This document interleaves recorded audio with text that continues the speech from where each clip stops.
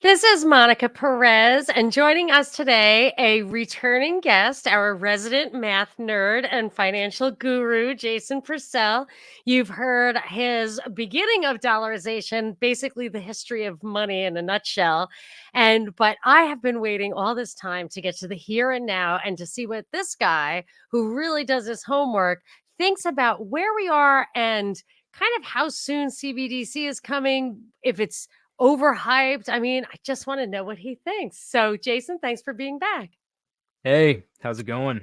Good. I kind of want to hit the punchline first. So we Sure. we ended off like we did Bretton Woods. We were in the 70s, and I don't want to let another episode go by without figuring out exactly the answer to my biggest question, which is what's going on right now. And there's a lot of hype. People are scared. They're like, I don't want Mhm, anything to do with money. I'm converting everything to gold or to mhm. dried fish or whatever. So lay it on me. What? Well, first of all, since you mentioned the yellow metal, gold is not a bad investment. I would say 5 to 10% of your portfolio should be in gold, and it's not a matter of like when I think about the gold section of my portfolio, I'm not thinking about, oh, I really want gold to go to $35,000 so that I can make a lot of money off of it, right? I don't really intend to ever get rid of my gold. What gold is catastrophe insurance. You see it go up when 1971, when there's no longer an anchor to the money supply, gold goes up a lot. You see it go up in the commodity bull market of 2008, 2009, up into 2012. You got a lot of money printing by the central banks. They're trying to basically inflate their way out of the great financial crisis. Gold goes up then. Gold went up in 2020 when you saw, brand fresh new rounds of QE and zero interest rate policy.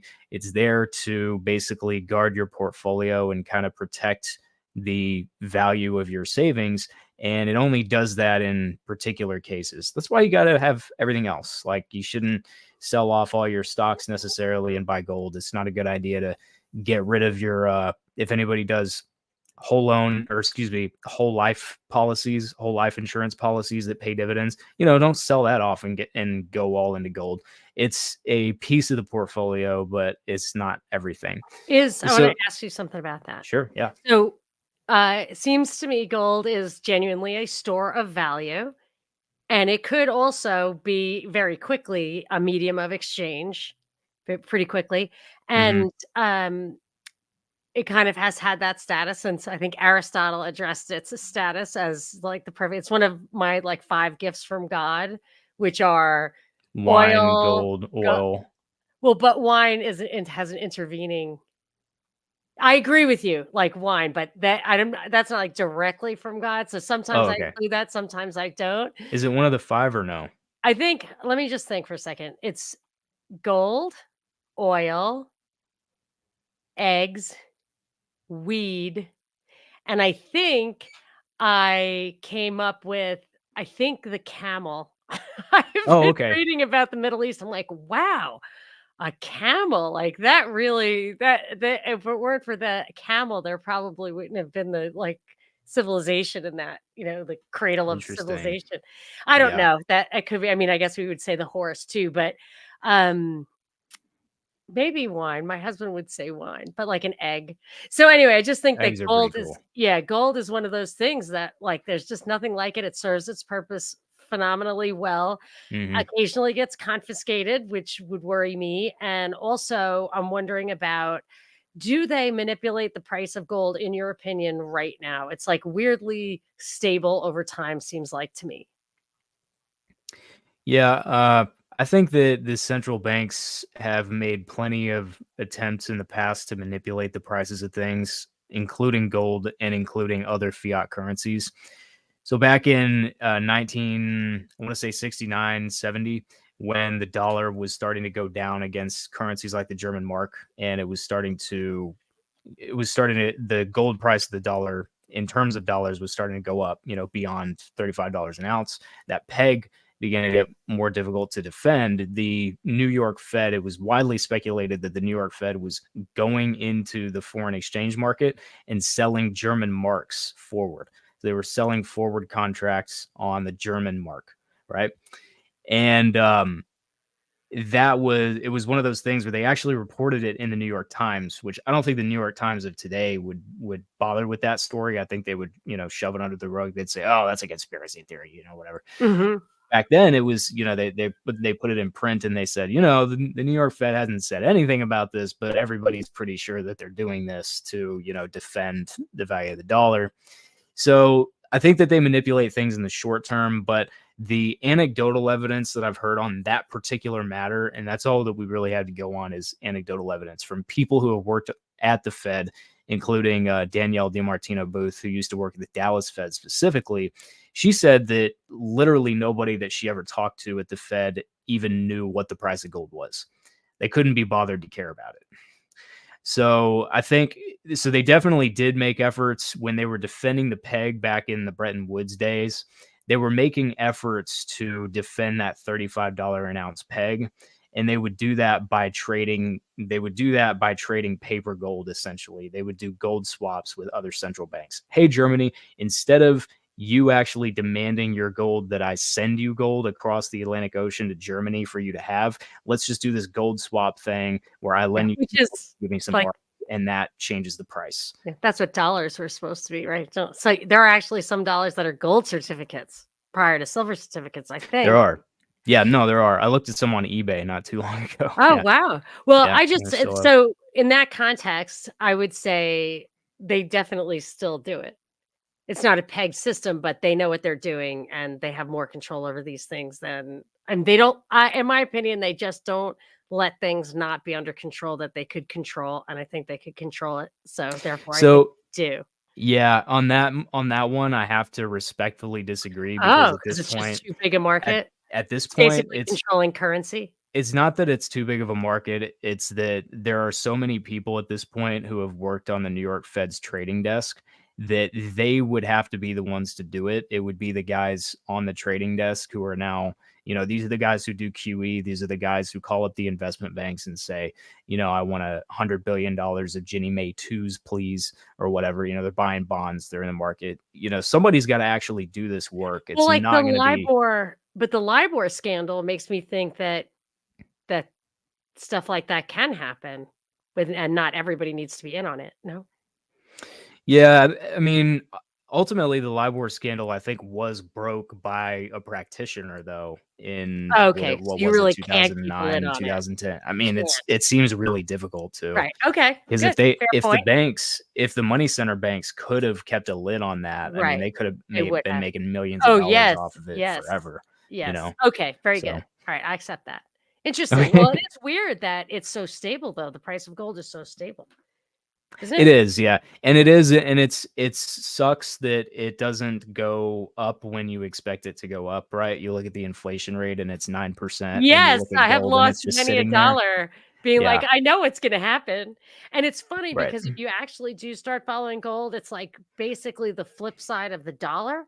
Mhm. Think like that's it. And then once you think of it that way, there's like so many factors. Mhm. But I'm It trying to see in my little app here, gold. Yeah, it's like it's definitely, let me see. yeah, Yeah. and I mean, I feel another like thing to it trades within a fairly narrow range with, some cyclical bigs and downs or whatever, but mhm.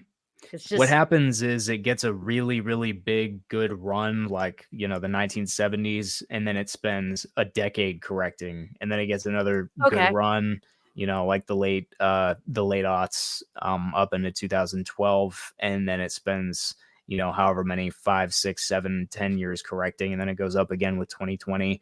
And I think that in the next couple years, it's gonna.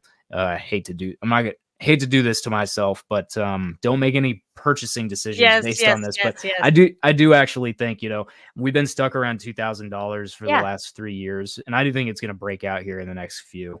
Okay. Again, I think I think Now, it's spent enough time correcting, and we're on the verge of a good do run. you But speculate in gold separate from the safety net aspect of it, which yeah, I Gentleman do. Skeptic says? So you do.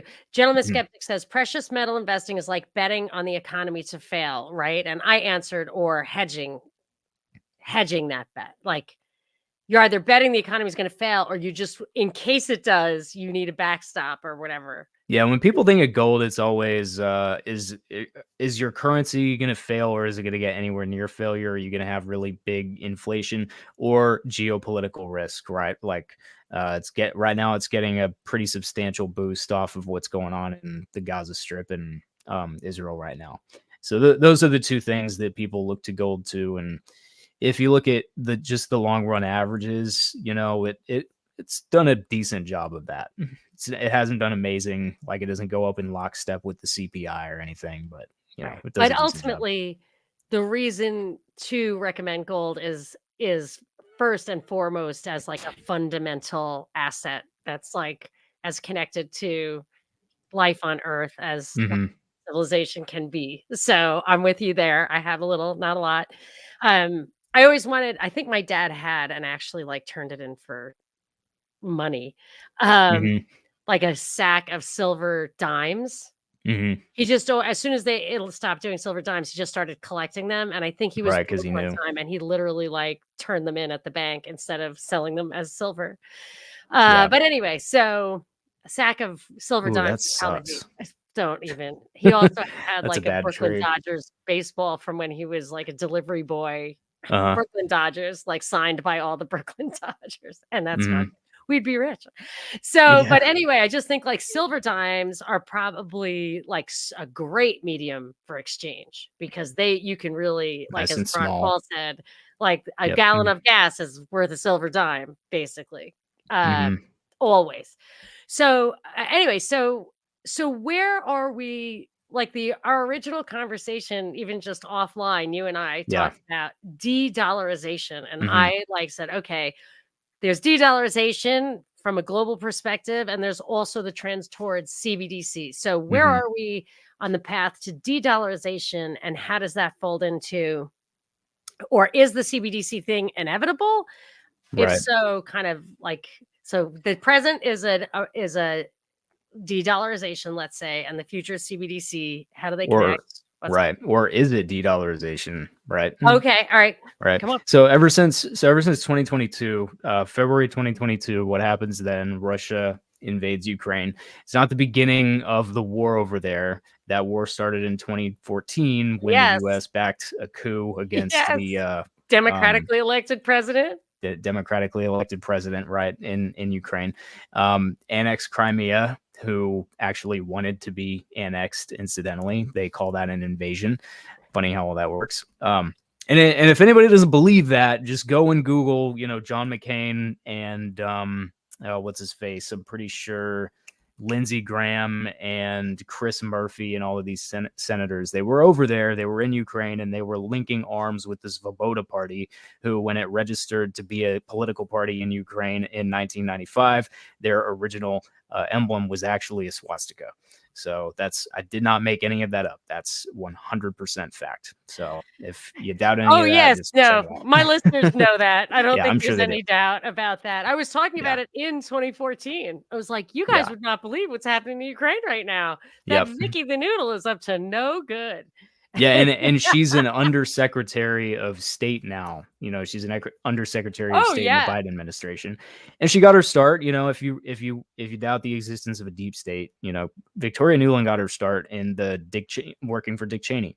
She and her husband is one of the founders of the Project for a New American Century, which is the Oh, Robert neocon think Kagan, tank. Yep, Robert which is Kagan.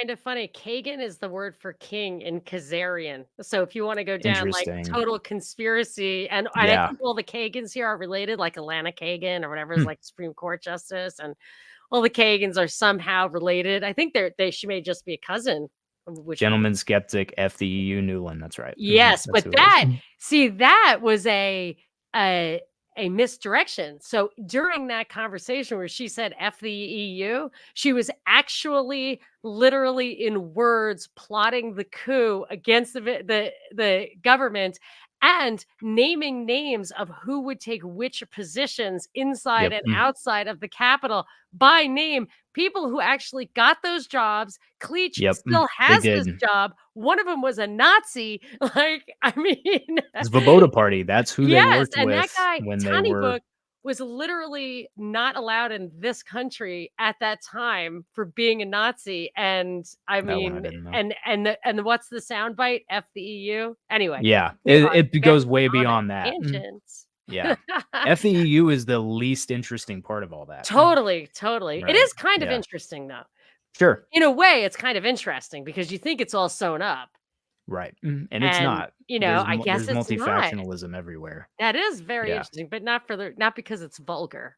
Yeah, exactly. Okay, So so, so 20 so this is relevant? yeah, it is. So Cool. 2014 is an interesting year because 2014 is also the year when the foreign exchange reserves of China, okay, China's holdings of dollar foreign exchange reserve peak.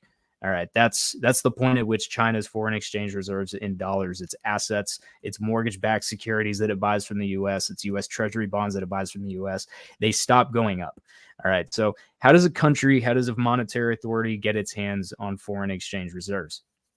Well, we know about two ways now because we've been through Triffin's dilemma and we've been through the Eurodollar market. So we'll just briefly, summarize that. China gets dollars in trade. We run a trade deficit with China, which means we're delivering to China more dollars than they send to us, just over the course of a year in trade. And it's been like that for many, many years.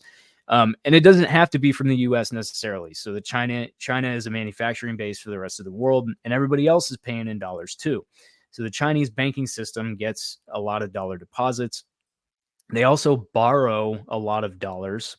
Okay, so the Chinese banking system is going to take on a lot of US dollar debt in order to fund a lot of its investments. A lot of different countries that are not the United States borrow in dollars. That's the essence of the Eurodollar market.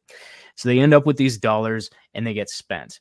Now, the extent to which the Chinese banks can do something with these dollars, they're going to turn them into loans and they may lend them offshore, but they're going to do everything they can with these dollars they get. The rest of those are going to end up on the balance sheet of the central bank. Okay, so whatever the banking system can't use, whatever it can't put to work by lending, it's going to take to the central bank and say, hey, I have, $100 million. I want yuan, please, because I need domestic currency. That's what my customers are demanding. The central bank, the monetary authority, then ends up with $100 million of deposits. And most of what ends up happening after that time is it gets converted to what is the reserve asset. In the old days, this is kind of bringing it home with our conversation about the gold peg. So in the old days, and ultimate settlement, I think we talked about that. In the old days, when money is tied to gold, the Bank of China or the Bank of Thailand, the Bank of Japan, the Bundesbank in Germany, they would take all of these excess dollar deposits, more than they want, and they would send them back to the US and say, hey, give me gold. Well, now there is no gold. Nobody's redeeming anymore. So gold was the reserve asset. The reserve asset in terms of money just means once we move this reserve asset, nobody owes anyone anything anymore.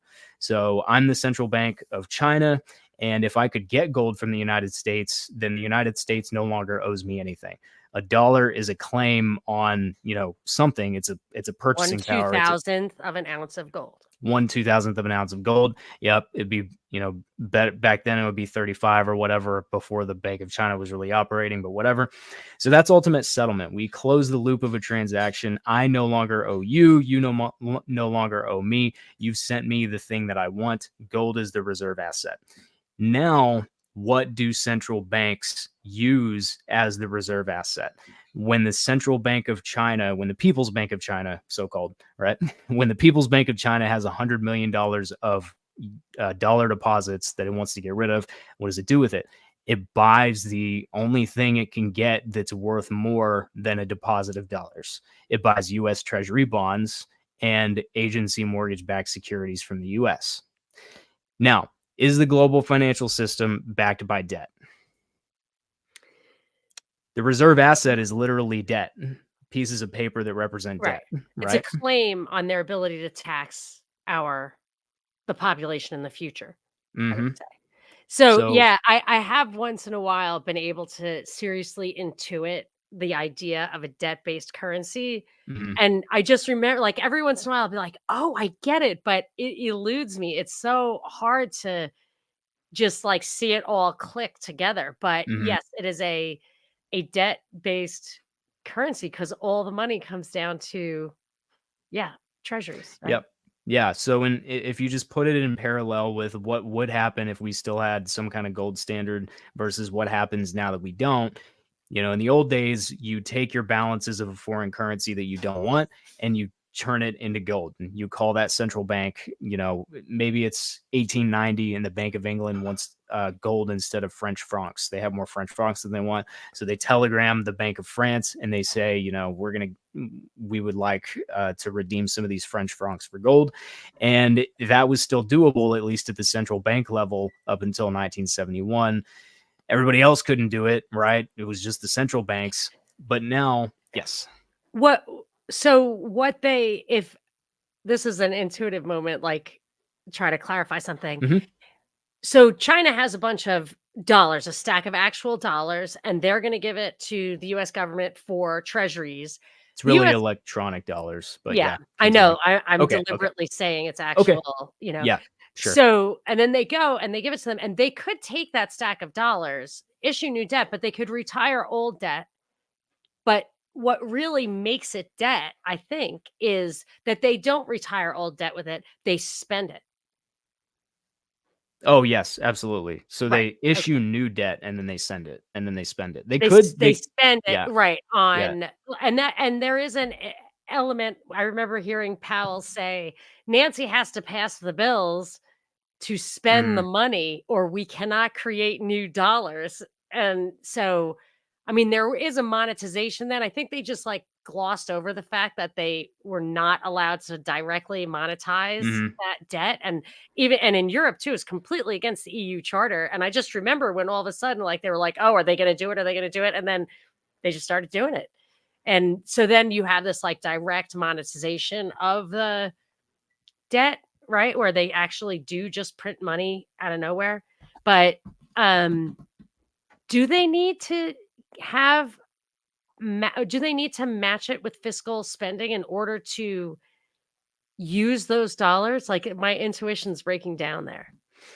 Well, the Fed could really buy anything they wanted to in order to create new dollar reserves, right? So when the Fed was first founded, they actually weren't supposed to buy U.S. Treasury debt, if you can believe that. So in the original bank charter, they were really only supposed to buy That's the what I'm United saying. I States. don't even think that's that old a rule. I think that was only kind of in the They got past rid of it in World decade War or 2. One. I believe you, but I'm trying to understand when wasn't this an issue recently? Like, within the past 10 years? Oh, so in the more recent time, the issue was, can the Fed buy a security that's not a U.S. Treasury bond? So when the Okay. Fed's first founded, it's kind of funny. Oh, 100 yes, years and they were ago, bailing out the corporations right, right. Can with they buy fresh private money. mortgage-backed securities? That's right, Right. yes. But Yeah. in So the the EU, question, it was the other question still recently, mhm, right? In the EU I don't actually know the answer okay, to that. I don't that's know. fine. I don't know as much about the. I'm not gonna swear to that anyway, Okay. but I seem to recall. But yes, that was it. It was corporate debt. Yes, I remember Right. that. Yeah, so in the COVID days, it was, can the Fed, is it kosher for the Fed to buy an ETF backed Right, by corporate bonds, right, right? 14, 15 years ago, it was, is it acceptable for the Fed to buy mortgage-backed securities that are issued by private investment banks instead right. of US Treasury debt? The irony in all of that is that 100 years before, when the Fed was first founded, it wasn't even supposed to buy, it was only supposed to buy privately issued paper, right? The Fed was supposed to Hmm. create reserves Oh, by interesting. buying, yeah, they were supposed to buy bankers' acceptances and commercial paper, which are 60, 30, 60, and 90-day instruments that are just used by banks to borrow money. That's what they were supposed to buy. And they're And then, considered highly secure, I assume? yeah, highly liquid because they don't have a whole lot of duration risk. You're talking, again, 30, 60, 90 days, some of the shortest loan terms that you can make, issued by banks which are large and reliable. Right, okay. And a lot of That's what I was these, wondering. yeah, and bankers acceptances, those are paper that's ultimately backed by some kind of real trade. So there's real economic activity behind that, where there's some corporation that's shipping goods across the Atlantic and going to get paid for them, and then it's going to pay the bank once that happens. So in that sense, it's also tied to economic activity. So that was the logic there. World War I threw all that out the window. The government decided, and at the time the Fed was merged with the Treasury. So at that time it was decided, the head of the Federal Reserve Board was also the Treasury Secretary. At its inception? I believe so, and by World War II, that was true. Right. That I Mhm. believe. World War II for sure. I believe that. Mhm. Interesting. I Okay. think that's the way it was at its inception. Yeah, I'll have you've to been really good at the facts. Like you I'll definitely go your back. recall is impressive. So if I'll go if it back and passed across your eyeballs, I'm thinking it's true. You well, remember it. thank you. I appreciate that. I'll make a note to just go back and check that. Um, and then if I'm wrong, I'll let you know for sure. So, So this just says, I just want to, I mean, this is a nuance that I want to explore for a okay. second. Debt Yeah. monetization or monetary financing is the practice of a government borrowing money from the central bank to finance public spending.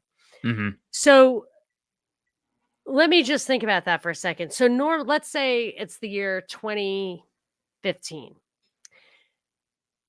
There's a deficit.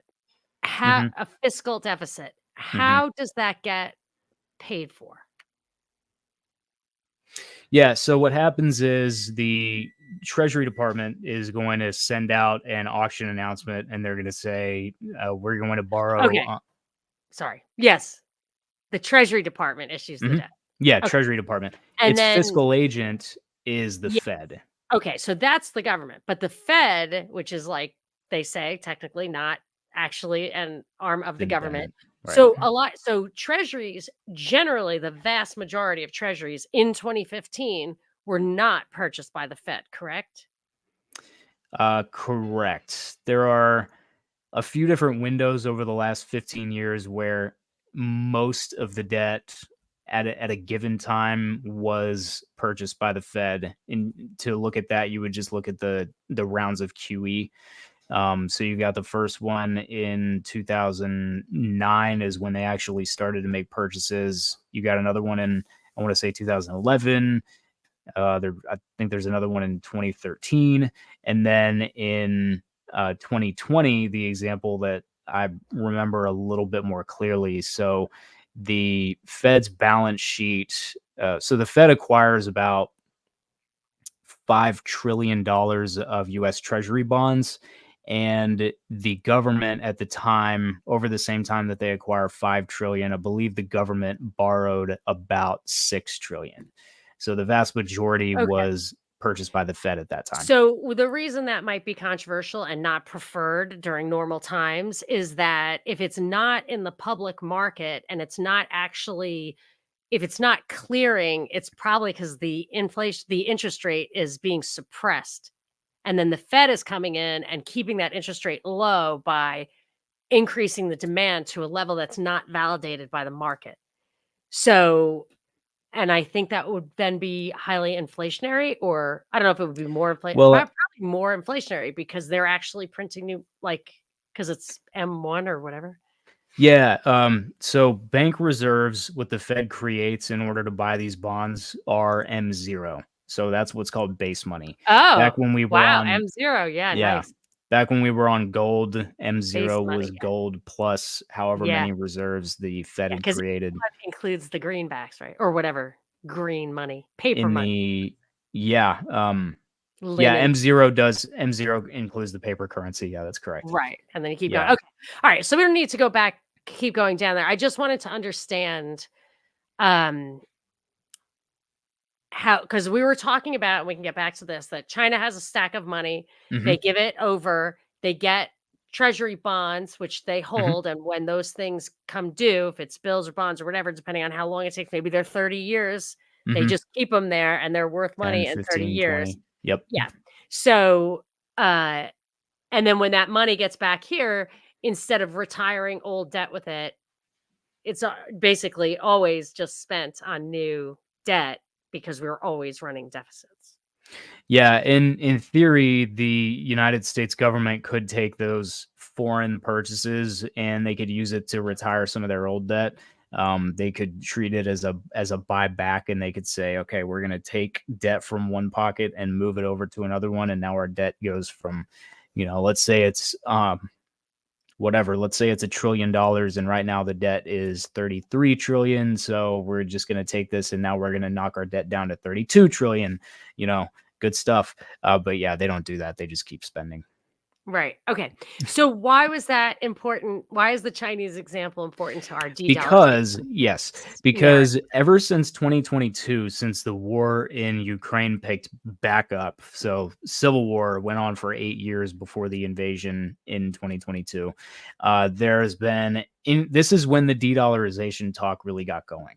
So Putin sent out some floaters, and by floaters I mean messages to global financial markets through his equivalent of the US Treasury Secretary, right? The Minister of Finance or whatever, saying that the Russian central bank is going to start buying gold for like 5,000 rubles a gram, something like that. And so now you have all these rumors circulating that Russia's going to remonetize gold. Russia's going to remonetize gold. Once the other thing that happened with the invasion is that a particular expert on the monetary system, his name is Zoltan Poser. He worked for Credit Suisse, which is now defunct. I'm sure a lot of your listeners will probably know that too. But he gave a presentation in early March. Now, what happened in the 2 weeks between the invasion and this talk is that the G10 froze a significant portion of Russia's foreign exchange assets. So what happens is a lot of these foreign central banks, they maintain these balances of dollars, of euros, and a lot of those balances and a lot of those holdings of treasury securities are actually just kept at the Federal Reserve. So it's very easy, it's very simple for the Federal Reserve to simply freeze their assets. Hey, you have $200 billion on deposit with us, and you have 200 billion Right. euros of deposits with the ECB. Well, guess what? You Yeah. don't anymore. That's what they did to Iran in Yes. 1979 several times. And so it's very simple. Yes. These It's money reserves that are people think it's like we gave money to Iran when we unfreeze it, right. We just but it's unfreeze their it. money. Like, It's their I money think that we there's a froze. lot of that. I think we have a fair amount of Yeah, other the people's S claims. Yeah, the estimates I've seen with Iran alone are between 100 billion and 150 billion. Wow. Yeah, And they're not the and only ones. correct. Yeah. I'm sure there are private individuals too who are under suspicion or being Mhm. politically persecuted who also suffer that. Okay. Yeah, I think Venezuela, I think, has a lot of assets Mhm. frozen as well. Right. Yeah. Oligarch So quote, oligarchs, probably. right? Yeah.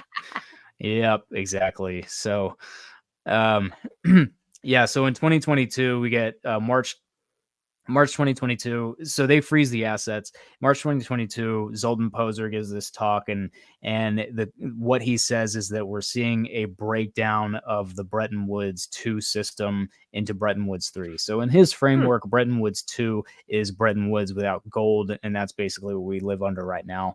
He says this is going to weaken the eurodollar market, and by the end of it, the US dollar's strength against other currencies is going to be significantly weaker.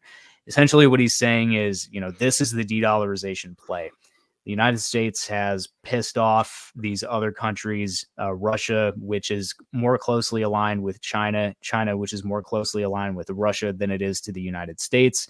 And anybody who's tangential to this group is going to start exploring other alternatives because, you've shut us out of your system.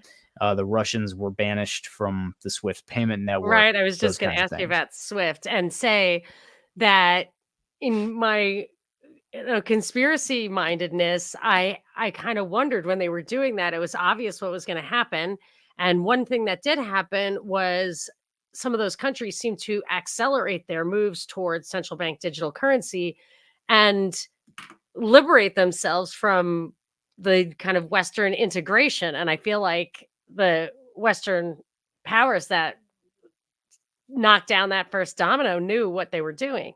Why might they wanna do that, do you think?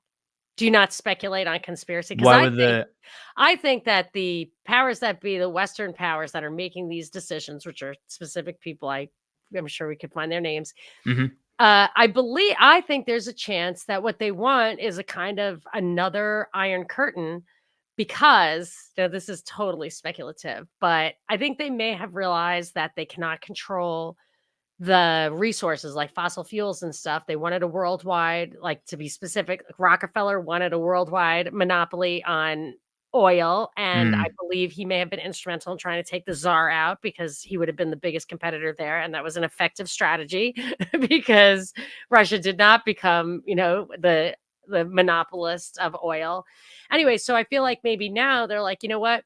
We're not going to really truly be able to dominate that part of the world. So let's just put a curtain down so we at least don't have to endure competition from them. And we can do that by separating the financial system for one thing. mhm. No way too Well, speculative or no, crazy. no, not at all. So what was going through my mind when all of this first started to crack, when the fissures started to really reopen, because what are these? I mean, these are old Cold War lines, right? That's all this is. So it's not even really a Right. new That's division. what I thought. Yeah. It's a reinstatement of the old one. Um, so I mean, why waste all that like archetypal propaganda? animosity, yeah. Why waste all the pent up Yeah, there's so many, like, rage? Jean le Carré novels and stuff, like, you Yeah, just, there's so it's, much richer to have, like, Russians than Middle Easterns, not that they're not sure. gonna do all of it, but okay, good. Mhm. Yeah, and we'll get to the middle. We'll get to the Gulf states, but I think that they're gonna stay protectorates of the U.S. until kingdom come. I really do. Really? Okay. Oh yeah, for sure. Well, not for What sure. That's just what about I think. what about Central Asia where they have I think that's where like, I think there's more oil actually now moving east. If you talk about, like, peak oil, I think it hmm Well, maybe with Central Central Asia. Asia, yeah, with Central Asia, I would just say watch India for I know. watch for the establishment of United States Army bases or Chinese Army bases. It's going to be What one or the other. power It won't be both. India will have as the kinda tiebreaker, right? And India and China right now they've already been in skirmishes over their shared border to India's northeast. So and I've seen diplomatic engagements US to India where, Blinken's visited there several times. The next move I do believe is to start to establish US bases there, just as Wow. the US did in Pakistan during the war on terror. And they had a President Imran Khan come to power who basically said, Oh, "We're not yeah. going to do this anymore." And then Imran Khan, wouldn't you know, a few years later gets ousted. But What's he up to these days? He's a hero of a friend of mine, and I just, I think he's under house arrest. Oh, really? Mhm. Wow. Yeah. Yeah, so interesting. That's, a good insight that you think that we're gonna kind of try to occupy India more or less. And I mean, I just think because given their colonial history and their obviously, continuing interaction with England and London, and Mhm. it's just basically an open door. Yet they are they are an Asian, whatever subcontinent. I think that's actually supposedly not a nice thing to say. I don't know. Uh, Oh, I don't know. I think it might anyway, but whatever. It's an Asian country, and Mhm. I'm fascinated to see how. I mean, they just could be so just change the course of history, really. Yeah, they have not ever since 2022, they have not chosen a side. So they won't in the UN resolutions, which are stupid, but they're symbolic and they do mean something. So if one country refuses to condemn Russia for the invasion of Ukraine, but they also will not, take a vote in condemning Russia or any of these other UN resolution matters where the US is and the West are trying to kind of identify who their friends are, to me that means something, right? And right now they're not picking a side. And I also think it's very interesting that Rishi Sunak was absolutely positively shoehorned in there as the Yes. prime minister. I mean, if you I did a couple of shows on just could at the around every corner, there's just like, "Oh, wait, that door is closing, that door is closing." Mhm. Like, there was no I mean, there was absolutely no democratic moments in his election at all. Nope. Election, Not one. selection, none. I mean, I guess you followed it too because no one would know that if they unless they really looked at it because it was just and then, like, that day, it was 2 o'clock or whatever, and the chick who was running against her, she's like, I give up." It's Yep. like, "Well, you're the only Exactly. qualified person in the world who can challenge him right now, and you just Yeah. gave up? And you just Like, give up why?" That was crazy, and I because used they to have think something. for a Same moment reason it yeah, always is. yeah, right. So, there's that, and then we have some very prominent, Indian American candidates for highest I mean, Kamala Harris is in, the White House right now. Sure. Nikki Married, I think, Haley, like Indian by marriage. no, Or is she's she? No, she's half her Indian. Yeah. mother is Brahmin, if I Right. understand correctly, and she was raised by her mother. I believe the parents were divorced for Mhm. some of her formative years. The dad's a Jamaican guy, but he's I think a professor in the US. So, but then Nikki Haley, if you watch that GOP debate, why would anyone? But I thought it was amusing. So I I watched did too. it and it was Guilty fun. pleasure. Yeah, it was fun to do that. I wasn't like, gee, I wonder what they're gonna say. I was surprised that they all want to invade Mexico though. That was a new one. But Yeah. I thought she was just totally, got the questions in advance. I thought they favored her. And then the new kind of Trump rabble rouser guy is also of Indian descent. So I think that there's a moment here where the West is going to try to bridge with India, and that'll be interesting to watch. Anyway, so all right, Yeah. so they alienated these people from SWIFT and these countries from SWIFT, and Specifically yeah, specifically Russia, they haven't gone after. The Chinese are still able to use SWIFT. They can use SWIFT all Iran. they want. Well, I think they booted Iran from SWIFT a while ago. Are they back? And then I remember India just started directly trading with Iran, if you recall correctly. Yeah, I think the story with Iran is they're back in. Okay, all right. I think sanctions were So it was lifted. just Russia. Thank you. Yeah. Yeah. I'd have to look in it. The No, no, I'm situation with sure you're right. I'm sure you're right. well, no, I don't know. I really am shaky on that one because they got a lot of their restrictions lifted with the JCPOA in 2015. I don't know which of those were put back in when Trump ended the JCPO, the nuclear Oh, arms treaty, right, right. in Yes. 2020 or 2021, Yes. whenever it was. So, yeah, with Iran, they're always moving in and out of the crosshairs. It's just Right. it's been that way for decades. Okay, so they're getting pushed out on purpose or not, and what's happening? So what's the evolution now?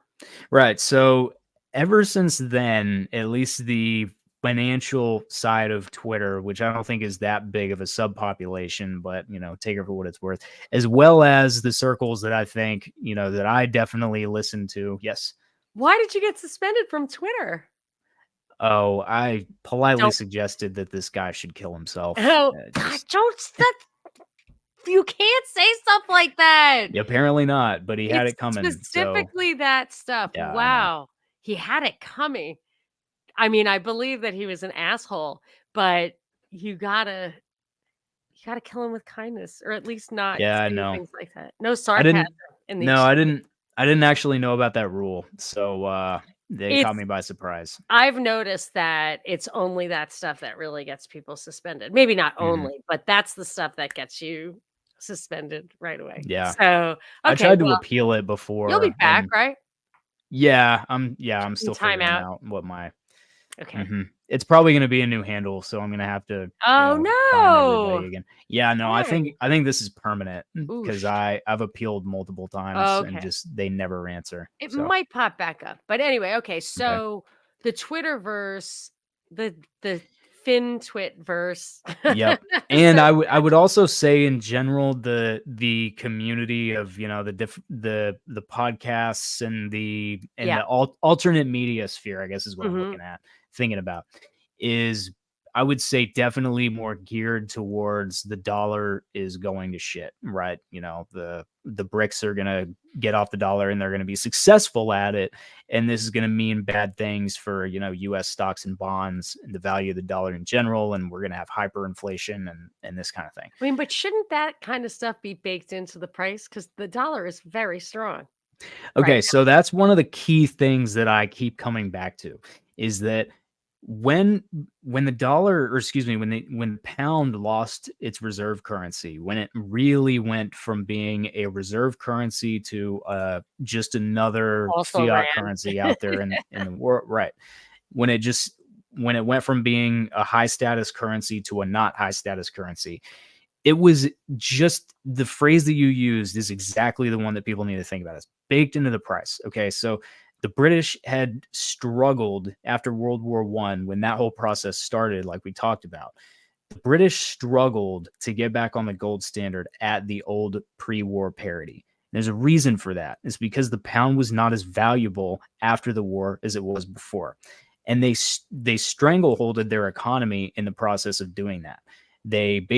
By trying to adhere to that old standard, because the market didn't actually value it at that price. It should have been devalued. They should have just allowed their Mhm. currency to devalue against gold and accordingly the dollar, but they didn't. So they spent the 1920s in something of a depression, and then they went into the Great Depression, and it was just a horrible 20 years for Britain. Now, after that, after World War II, very soon after World War II, they devalue again from like 386 to the dollar down to 250. And then I believe they did it again even before 1971 when all the currencies were allowed to float. So this is exactly what you're talking about. It's in the price. If this is going to happen at some point, it has to show up in some price somewhere. And the thing about it is that in the last 10 years, I can I'll find a link to this and send it to you so maybe you can distribute it. But the dollar in the last 10 years is stronger against every single currency in the world. Every one. It's not falling in Wow. it's not falling in value. Yeah. I was gonna say, like, somebody has to be actually stronger for us to lose status, you know what I mean? It's Yeah. relative. It's actually 100% relative. Yeah, and these changes are preceded by moves in prices. When Nixon did not know in March of 1971 that he was going to have to decouple that he was going to have to suspend gold convertibility. He didn't know that until probably August. There were probably some people in his administration who figured it was coming, but by March, there were already newspaper articles being run by investment professionals and traders saying you're going to be able to make a profit trading gold here in the next few years. Okay. The dollar price of gold is going to go way up. They were predicting this. There was a futures exchange. I think we talked about this, but in summer of 1971, there was a futures exchange that was already trying to allow people to trade gold basically on paper, and the backing to get around the restrictions around trading of gold. The Mhm. backing was gold coins, okay, specific gold coins, not gold bullion. So they Right, were hoping that interesting. that would get them around the restriction. That was happening in the summer of 71. So my point is that these big moves in the monetary realm, people see them coming. They don't just fall out of the sky. And the other thing that happens is that they're market driven. So a government has never been able to unilaterally or even multilaterally plan, okay, we're going to be the reserve currency now. The British didn't do it in the 1850s when their currency started to be the reserve currency. Even the Dutch did not do it on purpose in the 1600s when all these merchants in Europe and in North America and in East Asia, well, 1600s, 1700s, right? When all these bankers around the world are holding balances in the Bank of Amsterdam, okay, they didn't plan that. And just as well, the people in charge of the US government, they didn't plan to be the world's reserve currency. And there's actually a lot of people within historically the Treasury Department who have thought it's kind of a pain, and at Yeah, the Fed more so, it's kind of a pain to be in the world reserve. It's kind of yeah. a pain to be the world reserve currency. You have to be the lender of last resort to I've heard everybody in the that, world. and it feels like if you weren't though, I mean, just 90% of the dollars would rush back in here, and we would never be able to import anything ever again, basically. You know what I mean? I'm afraid it would be Yeah. hyperinflationary if the dollar weren't demanded everywhere for everything. So hyperinflation is something that happens Well, I to shouldn't say that, in yeah. yeah, but that is the even if you hadn't said it, that I think is a majority position among a lot of the people who we talk to, right? So, There'd be or many maybe a lot of more your dollars chasing goods here, and they mhm. would not really be worth very much in the rest of the world, which is why we wouldn't be able to import stuff at the same rate, is what I meant. Hyperinflation, I Sure. understand, is something different. It would be a Yeah. one-time massive increase in the number of dollars circulating in the US. Right. And a one-time increase in inflation is coincidentally what the British saw in, or maybe not coincidentally, but what the British saw in the late 40s and early 50s. So while the French and the US are seeing inflation, post-war, uh, every belligerent country in the world had inflation because Right. that's war, That's how you unfortunately, pay the for stuff. cost of it. Yeah. Unfortunately, the cost of war is, ultimately borne by the population in the form of inflation. That's true for wars going back centuries and centuries. So while the manifestation of Britain, I think, losing its reserve currency status is that the dollar, so the United States, we saw inflation rates of 15, 19, 20% for a couple years, and the French had 15, 19% for a couple years. And while we had 15 and 19%, the British had 40, right? But then a few years later, their inflation rates were well in line with ours. So it was, to use your words, it was very much a There's a one-time correction inflationary spike. for, It like, a was a paradigm shift, yeah. right. Yeah. That's a really good way to put it. Exactly. So in the event that that happens, you know, should you have any major concerns beyond the ones that you already have when it comes to protecting your wealth from a fiat currency, right? When people save and accumulate fiat currency these days, especially people who have read a little bit of Rothbard, or they've listened to you, or they've looked at, Mises University videos. Everybody knows their fiat currency is worthless. So what do? Hopefully they turn it into assets. Well, Well, it depends on belief, that's all. Fiat yeah, currency yeah. is worth something if people think it's worth something. Sure, sure. It's certainly a Yeah, medium of exchange if it people think it absolutely is, is. yeah. Yeah, it So, but absolutely is. yes, I mean, yes, it has no inherent value, which is my problem with crypto. Like, not only does Mhm. it have no inherent value, you cannot measure the supply in any way. There's no visibility on supply, except for Bitcoin. There is visibility on supply. But if you take them Yeah, the all ledger. together, there's absolutely no visibility on supply. So how do you value that? You just don't. And you can see with crypto like how crazy it gets based on people's moods. Mhm. And the only thing I think with fiat is that like people have confidence. I could be wrong, but I just feel like people have confidence in it. And there is a track record of how it behaves. So that's helpful. And there's some Mhm. visibility on the things that make it change value, so I Yep. think that's why it is there, but it doesn't have inherent value. Whereas, like, if you imagine an apocalyptic scenario, your gold is much, much more likely to have actual value. And I don't know what your Bitcoin thumb drive is going to have. I'm not Yeah, right. Isn't it's that how your Bitcoin runs yeah. around? Yeah, so the Oh, God bless you.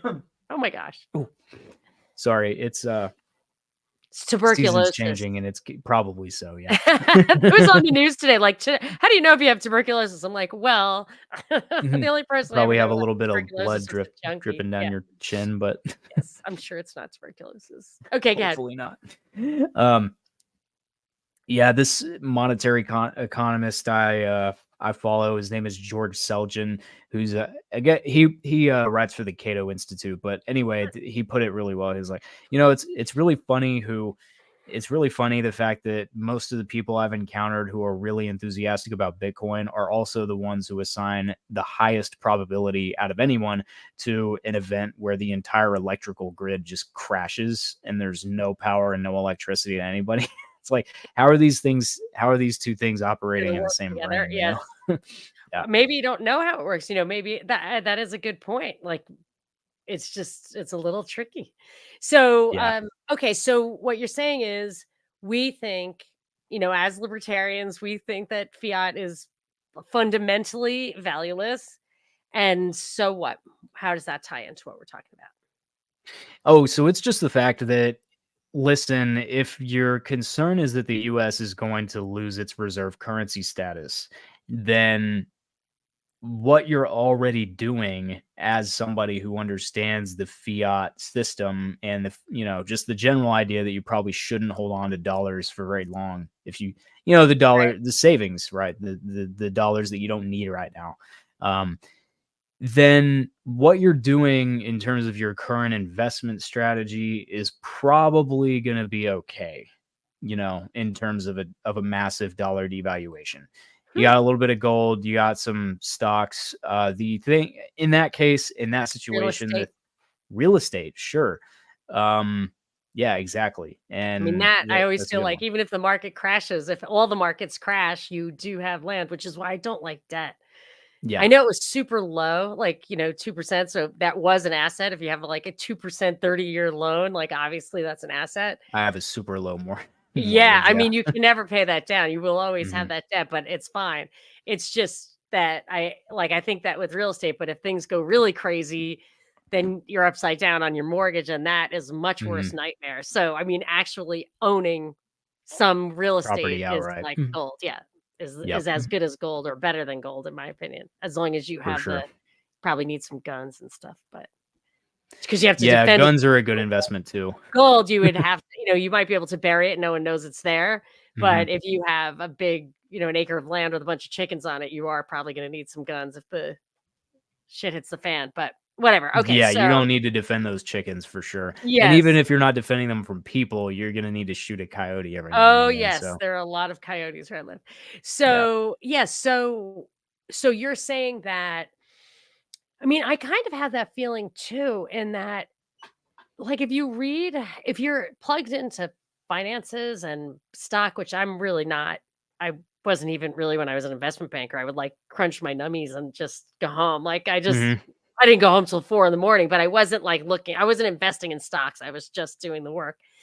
But when you talk to people who invest and when you read the papers and you watch the things like the cycles over time, every time it's like they used to say, I don't know, about Peter Schiff, like he predicted 10 out of the last 5 recessions, Right. Yeah. and it's like, yes, if you're always Doctor Doom, Hmm. but you I mean, I think that the ultimate driving force seems to be they keep printing money and the like the nominal value of assets goes up. Hmm.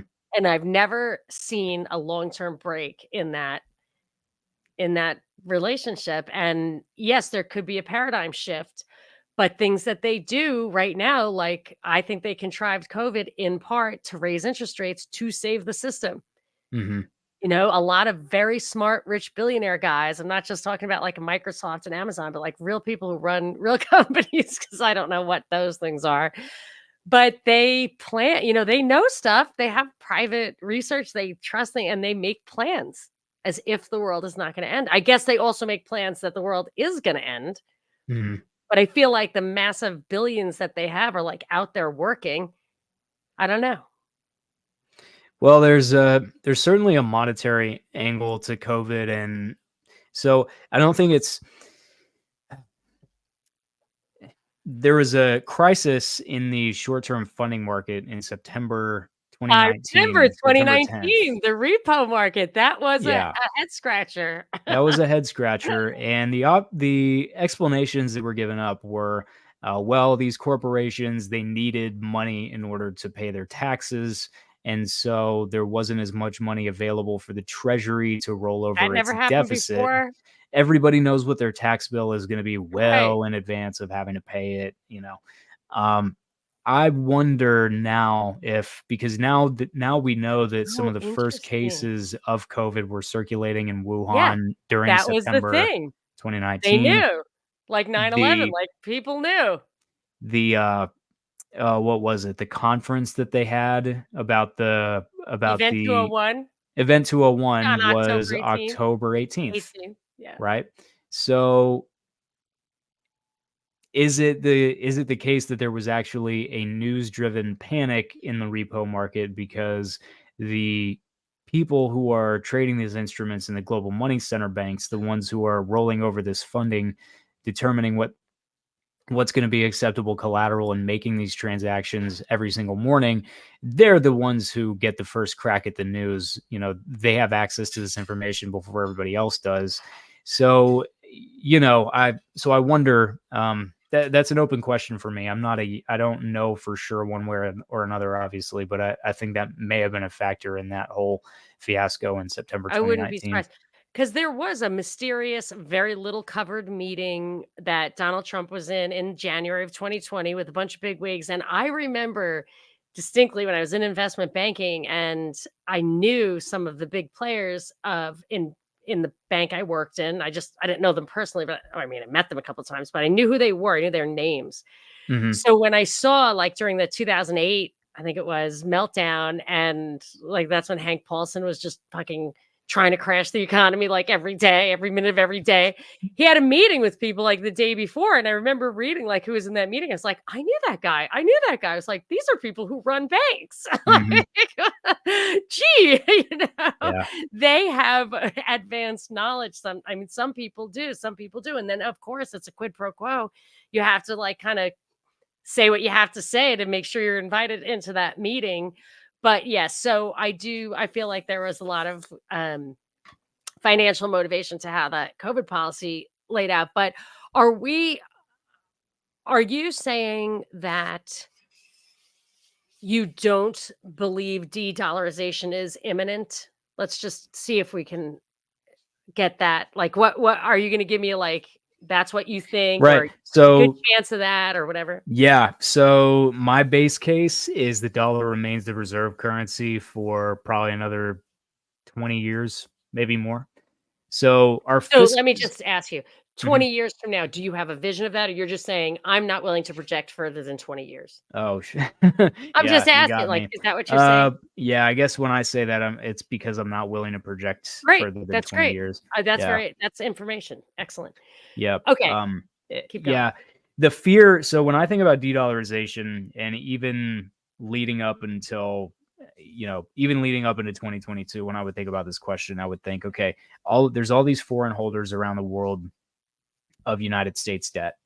At any moment, they could make a foreign policy decision to sell all of their US dollar assets, and, they could crash the value of bonds, right? They could.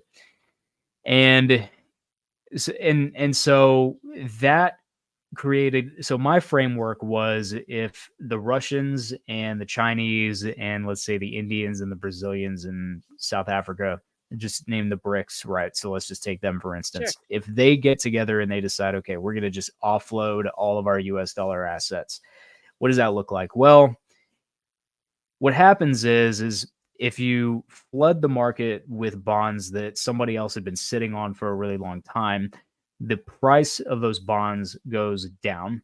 And so what happens is the United States interest rate, the interest rate that the US Treasury has to pay in order to borrow money, goes up. And it would probably go up quite a bit. In an event where US bonds are trading at like 50 cents on the dollar, you're probably But going to be looking at pretty high interest rates.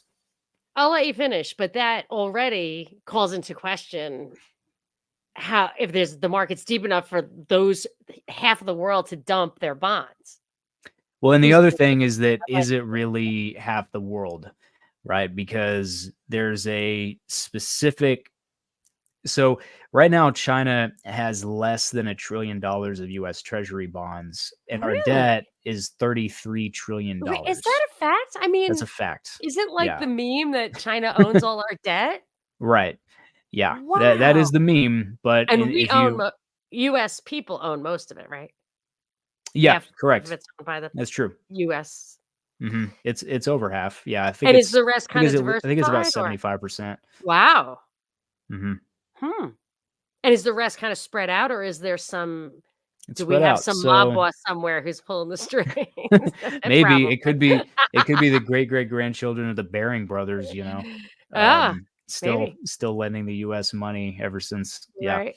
So it could be them. No, but it's spread out. So the Swiss hold about $700 billion of U.S. Treasuries I mean, that kinda on answers the behalf. question.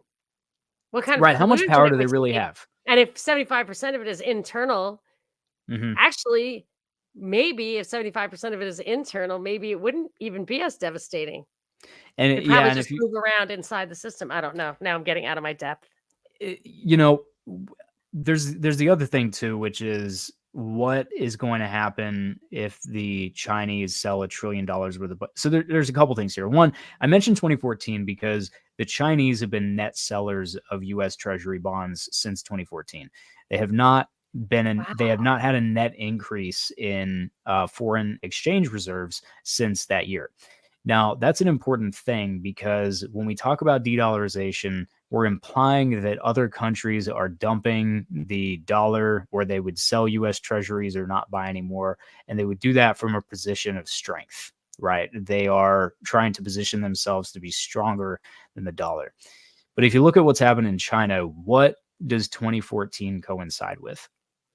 So if China's exchange assets, if their US dollar assets aren't going up anymore because they don't want to hold dollars because they are a stronger economy and they're telling the US, we do not need your junk paper anymore.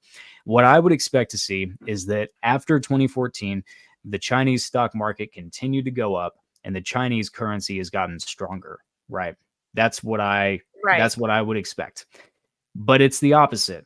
So China's foreign exchange reserves peaked in 2014. That's also when the value of their currency peaked. China has kind of a soft peg of about 7 yuan to the US dollar. They don't run a hard peg. It's not like the Saudi rial, which is 3 rial to the dollar. So Saudi has a strict currency board system where they will make sure that the Saudi rial is within a band around 3 to the US dollar. China doesn't quite do that, but they historically has stayed around 7, which is incidentally the same exchange rate as the Hong Kong dollar. So there's 7 Hong Kong dollars to the US. And so in order to protect the value of their currency, if China's yuan starts to fall further than they want it to, the only way, just going back to these foreign exchange interventions that we talked about an episode or two ago, the only way that they could do that is to sell the dollar assets that they have, right, in order to get a transaction where the dollar is being sold and the yuan is being bought. In order to that strengthens the yuan. Okay. So if you overlay the chart of China's FX reserves, their, let's call it their holdings of US dollar assets, and you overlay that with the value of their currency, to me, it doesn't look like they're getting rid of dollars because they want to say F you to the US. They're getting rid of dollars because they have to. They're getting rid of dollars because they're trying to protect the value of their currency. They have to sell their foreign exchange because that's the only way a central bank can keep its currency value from falling further than it otherwise would. And we know that just from the like Thailand had a pegged exchange rate up until 1997, and that is often said to be the beginning of the Asia financial crisis. Is July 1997 when the Thailand Monetary Authority, the Bank of Thailand, had to devalue against the dollar, and they did that because if they tried to protect that peg, they would have completely ended up selling off all of their foreign exchange reserves. It's the only thing that the central bank can do in that case. When their currency threatens to strengthen against the dollar and they're trying to run a peg or they're trying to maintain around a certain band, they have to buy dollars and print new yuan. They have to print new baht or whatever. But when it's going the other way and their currency is declining against the dollar, they want to protect against that. They have to sell their dollar assets. So that's what's been going on in China for the last, that's 10 9 years years. now, Mhm. almost. Yeah, 9 years. And again, we come back to this idea that if there's going to be this strengthening of the BRICS currencies, the Brazil, Russia, India, China, South Africa, if there's going to be this strengthening of theirs against ours, eventually it's got to show up in the price. And what we've seen from China over the last 9 years is that the price indicator of which currency is going to be stronger at the end of whatever kind of spat this is, because we are in kind of a cold war with China, and we have been for some time. But whether you think about it in terms of trade, we talk about trade wars we have ever since Orange Man in 2016. So there's a Cold War, there's a trade war. For 9 years, the price of the dollar against the price of the yuan has been telling us that the dollar is winning. Eventually, if the world is going to move away from the dollar and they're going to be successful at it and they're going to be better off for it, that's got to show up in the price somewhere, and it hasn't. So the dollar, and then so that's part one. Part two is that answers the question of my framework for what happens if the rest of the world, or certain key dollar holders, because relatively China is a larger holder of US debt. There's no disputing that. At one point they had like 1.4 trillion or something. So they are a relatively large holder of US debt. So what happens when they are no longer making a conscious decision to take their foreign exchange reserves and recycle it into our debt? Well, that answers the question, because ever since 2014, at least until the Federal Reserve made a conscious decision to raise interest rates way out of the band that it's been in the last 15 years. Yeah. So the last time that Fed funds was 5.25 was literally 15 years ago. Yeah. Right. Or more. It may have been 2006. Yeah. So until the Federal Reserve made a conscious decision to raise those interest rates way out of the band that we've seen in the last 15 years, the interest rates that we saw in the United States on 5-year paper, on 7-year paper, on 10-year paper only got lower from 2014 through 2021. The US dollar for the US government to borrow for 10 years got all the way down to like 1% in summer of 2021. The lowest of the low of the low of the low that we've ever seen. Again, you got to see it in the price of it. So what that means, for people who are not who haven't worked in finance, what that indicates is that the demand for those bonds is ultra high. And it's not because they think they're getting a return on it. Right. So if it was 10% interest rates, you'd be like, well, you want it for that reason. And then, but if it's very low, you're just saying, I just want dollars. I just want safety. I want safety. Yeah. I want, yes, the US is a rock. Exactly. And there's no other. Yeah, that's what it's very. So could you read that as they were borrowing money? You have a claim on future dollars because you have no doubt future dollars will have value compared to anything else you're looking at, really. Yeah. And in the last decade, the rates that we've seen on 10-year bonds have been lower than the US inflation rate. So that means that I will lend the United States government money even though I'm guaranteed a loss. Yeah. As a favor to me. As a favor to me. Negative interest rate. Yeah. Yeah. Which, and I may yeah, I don't actually think that's, negative interest rates are for a like demand deposit. Interest rates should be negative. Full reserve banking, yes, there should be. They should be negative because that's just a favor. Somebody's just holding it for you. And I remember there was some talk of having negative interest rates on like super huge holdings, like corporations and stuff. And I was like, wow, because it's a privilege to hold dollars. Like that's, and it made sense. It's like, wow, I mean, you're charging them to have something that will withstand whatever threat you perceive. Exactly. Yeah, and it's something else. And I think what pisses people off is that sucks, right? Uncle Sam takes that money and he spends it on endless war, and he spends it on all of this, whatever your beef is, whether it's welfare spending or it's the warfare super state. Yeah, exactly. It's all of the above, and it's just terrible. It was all over the Wall Street Journal today. It's like, well, we're going to pass this bill, and it's got a lot of money for Ukraine and Israel, but we're also going to put it in for the homeless and for healthcare. And it's like, you know what? Just give me my money back. I'll take care of it. Yep. And that's what bugs people about this whole thing is it's like, how could anybody want to lend money to the United States government at a guaranteed loss when they're just going to take it and do all of these terrible things? Or why would you lend it to the government at a guaranteed loss in general? And it ultimately just comes down to there is no other alternative. So if the Chinese, if the Russians, if the Brazil, if these other groups, if they want to come up with an alternative, which by the way, they're never going to be able to do because it's already coming about in the wrong way. They're trying to do it from the top down. The sterling didn't happen that way. The dollar didn't happen that way. The Bank of Amsterdam didn't happen that way. Interesting. The Dutch Republic and specifically the city of Amsterdam created that bank. They chartered it, but it was really to keep their merchants within the city from having to take depreciation on coins that had been worn down and that other Right. countries in the area wouldn't accept. That was And from so one of our earlier shows for people who yep. wanna go back and see on monicasdeepdives.com. You can find the Jason Purcell series.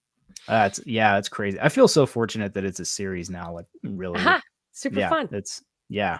We're No, missing a piece, though. We'll have to do one more to get from the '70s to, like, right, Brentwoods right. too. We are Yeah, missing that piece, but we'll reorder it when it's all done.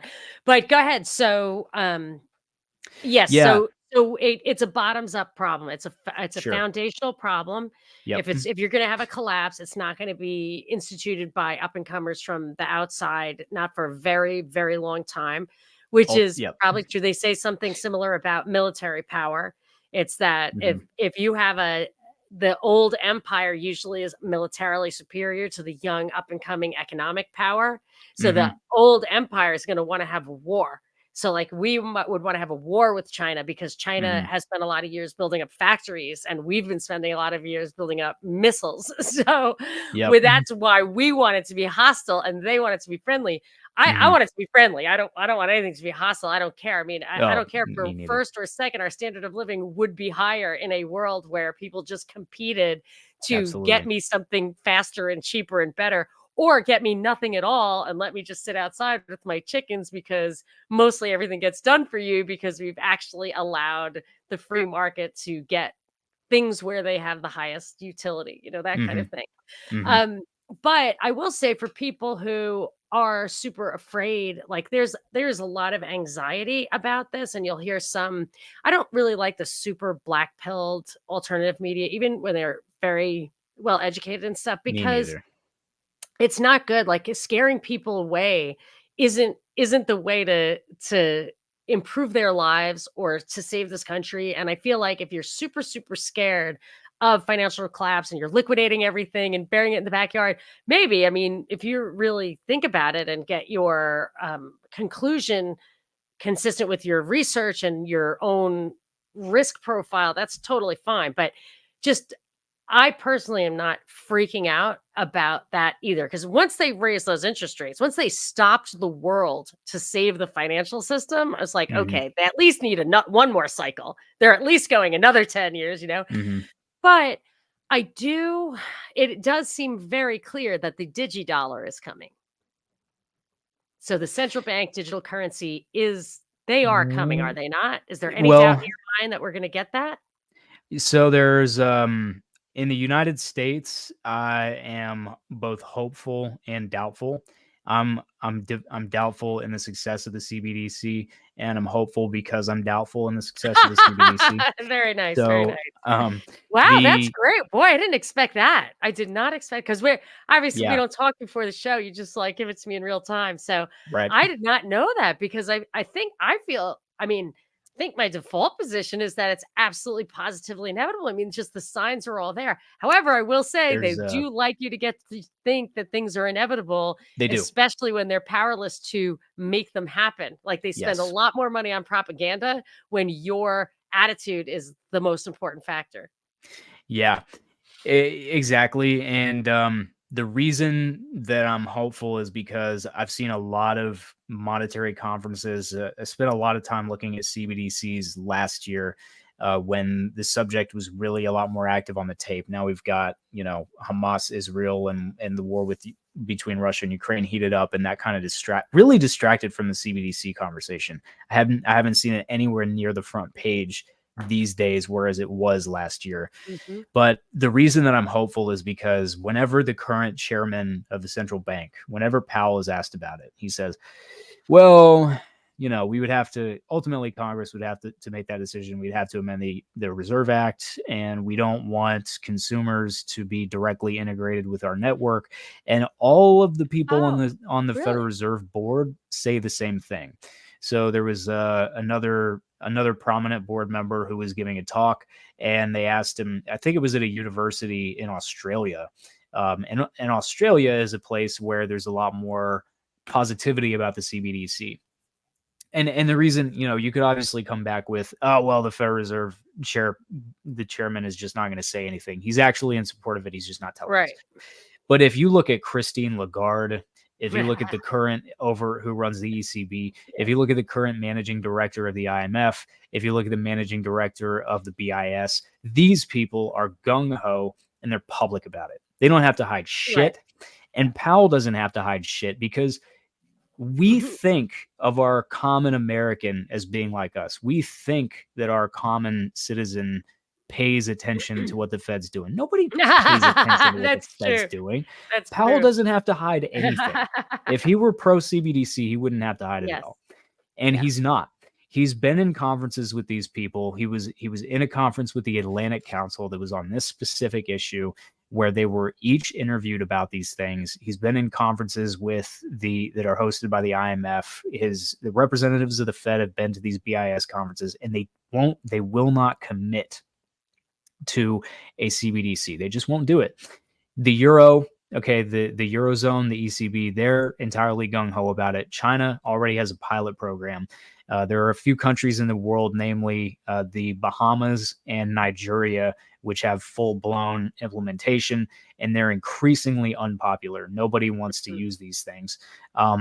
People did use, it's funny, in Nigeria, people did use them, and then the government figured out that, oh, we have to actually now figure out how to tax transactions that are done in the CBDC. They went right on back to cash, Interesting. right? Yeah. So the adoption of these things has been minimal. The Chinese adoption has been horrible. Right now, there Really? are yes. So the average CBDC balance the average digital yuan balance, at least the last time I checked, which was probably 11 months ago. So I have to look back again. But there's millions and millions and millions of the Atlantic Council. If you look at their CBDC tracker, they'll tell you Another this because great they're at the to the center of it all. I max. mean, yeah, yeah, I they're think at the center of it Zelensky is all. like a member of that. Oh, I think really? Oh, that was, like, right wouldn't be before surprised. this all happened, they, like, inducted him into the Atlantic Council. Yeah, So, wouldn't be okay, surprised. so they're totally deep into this, and what do they say? Yeah, so they actually publish they have a tracker because they're super enthusiastic about it, they're CBDC fanboys, but they have a tracker that shows these countries are in research, these countries have full implementation, these countries have pilot programs. Anyway, they advertise that China has millions and millions of CBDC accounts. Well, if you take all of the aggregate balance of all of those CBDC accounts and divide it by the number of accounts that there are, it equates to like 50 cents in each wallet. So Wow. the implementation, even in a place like China, has been ridiculously low. They don't trust it. Okay, So, so, I mean, it still could just get better, like, but in your opinion, just to put a bow on it, mhm. do you feel like CBDCs, central bank digital currencies, as the global norm is not a sure thing? No, I think that it is a sure thing. The only Okay. thing that's keeping the United States from it is our current leadership in the Federal Reserve Board. And as we know from things like the Supreme Court, the Federal Reserve Board is 5-year terms, I believe. So that can easily be changed. It would take a couple of administrations to do it. I think Powell's got 4 more years left. But across the globe, the Eurozone wants it, China wants it, Japan wants it. And when you add up those three economies alone, you're looking at a very significant chunk of GDP. So is the rest of the world going to get stuck with CBDCs?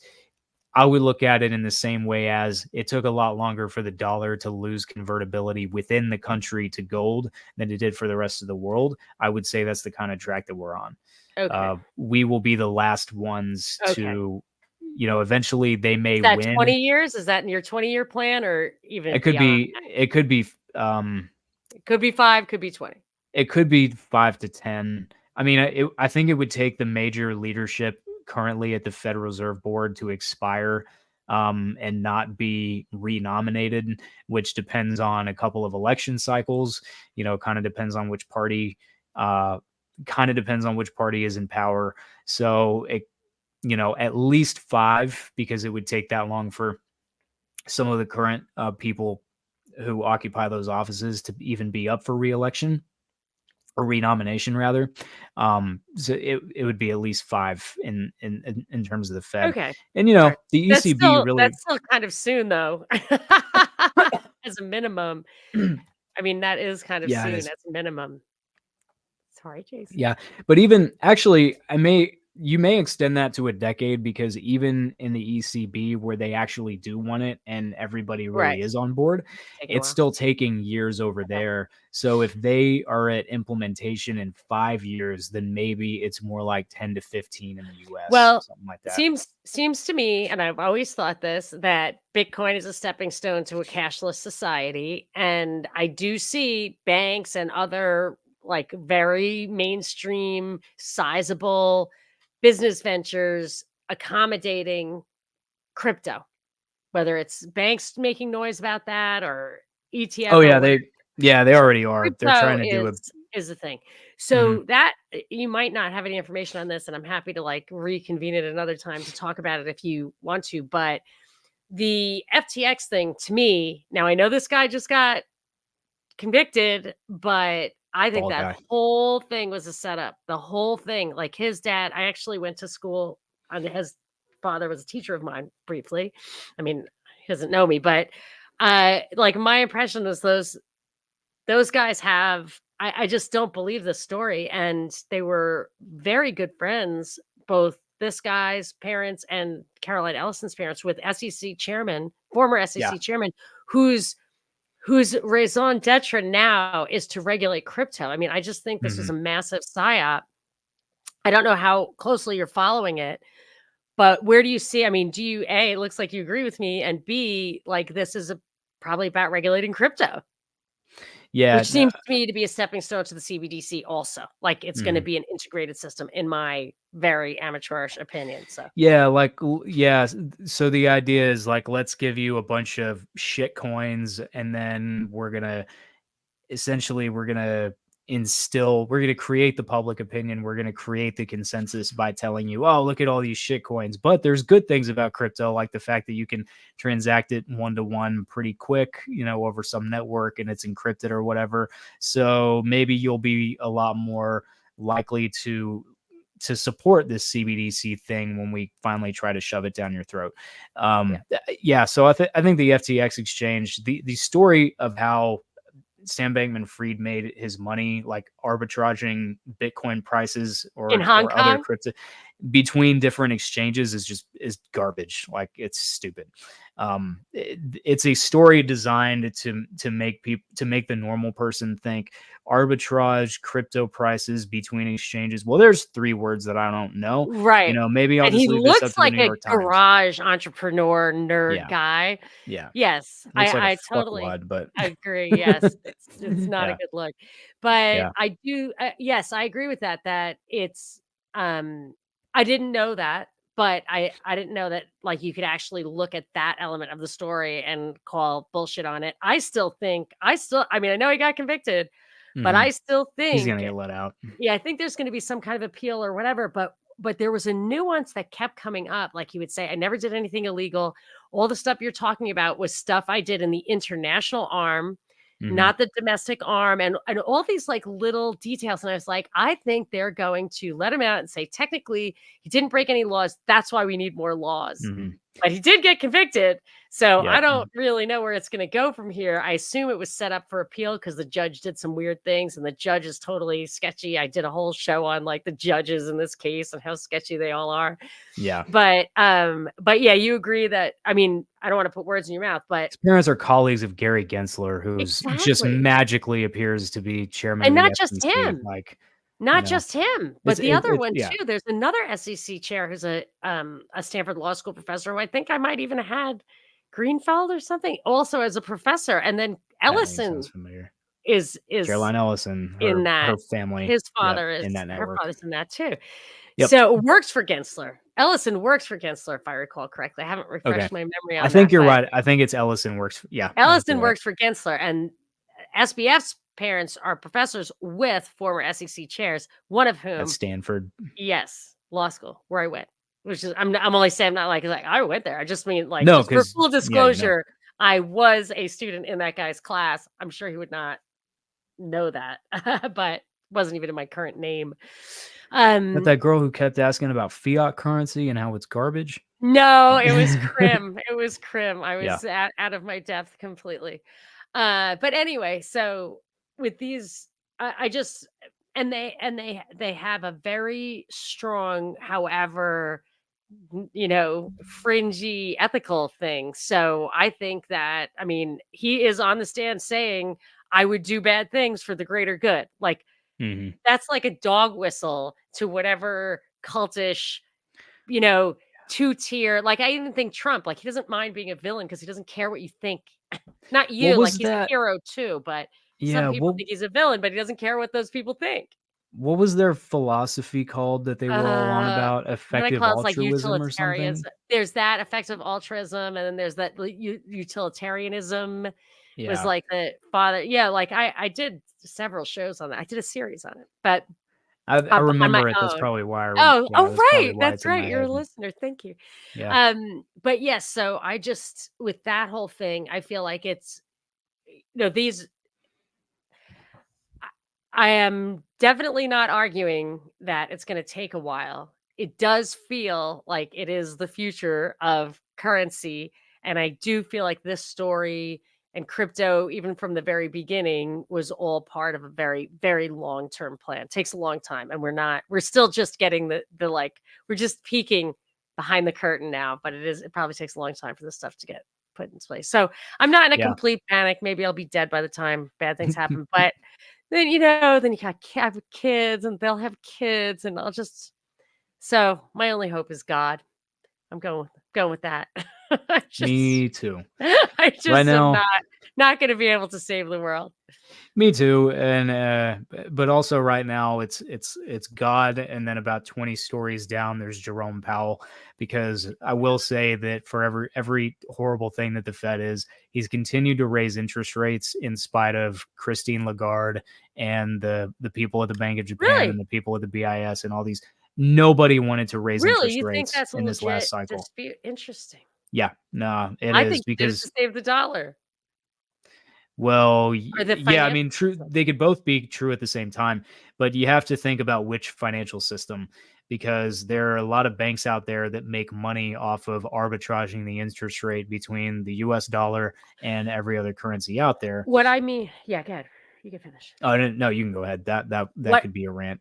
what I mean is the Keynesian system of having 10-year cycle and then lowering interest rates for another 10-year cycle is if you look from the beginning of it, like 100 years almost, it just like I did a visual observation of a graph and like Mhm, every 10 years it's a 5-year like the interest rates they cut them 5%. Sorry, mhm. every 10 years, they cut them 5% to in a recession to get it back out. I'm not advocating it. I'm just saying that is what they actually do. So around that repo time, like in 2019, in the fall of 2019, I was like, interest rates are 2%. We're 11 years into this expansion. What are they going to do? Like, Mhm. the system cannot survive this. Keynesianism will not survive this. And then Well, he did that. And I was like, oh, now he's given Keynesianism at least a one more cycle. I think they're done. I think they finally dug their way out of the tech collapse in 2001. It oh, sucks because we are paying for it. That's what it is, yeah, in we my do. opinion. Yeah, we do pay We for are it. paying for Mhm, it. Like my groceries are twice what they used to be. My mhm, husband's pay is not twice what it used to be. It's not mhm. nothing where it used to be. And I mean, it's just that this is exactly the price of inflation. And it's what happens when they had to inflate their way out of a collapse that they did not let people who were supposed to go bankrupt. They saved the Yeah, haves and we're paying for it. And it's so far in the future that people don't even realize that. But I believe because it was the 2001 collapse that we've been dealing with. No? well, yeah, because that's how no, because Because that's that's how what we ended up. 2008 was. They Right, that's how changed we ended tech up with into real 2008. estate, and we Mhm, bore the brunt of that, and mhm. now here we are. They just kicked the can and kicked the can, and finally it was 2%, and they had to get it out of there, and that's why I Yeah. think Powell saved Keynesianism in this country. That's what I meant by the financial system. Well, That's what if I meant. yeah, I mean, I think he would have been a more staunch supporter of Keynesianism if he had.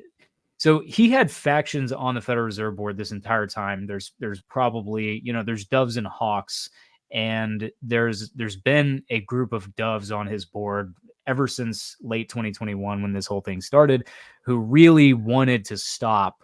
I mean, and they said so in their summary of economic projections, in the way that they say it, which is kind of convoluted and stupid, but they did say it, that they wanted to only get the rate up to 2% or 2.5, and they wanted to call it there.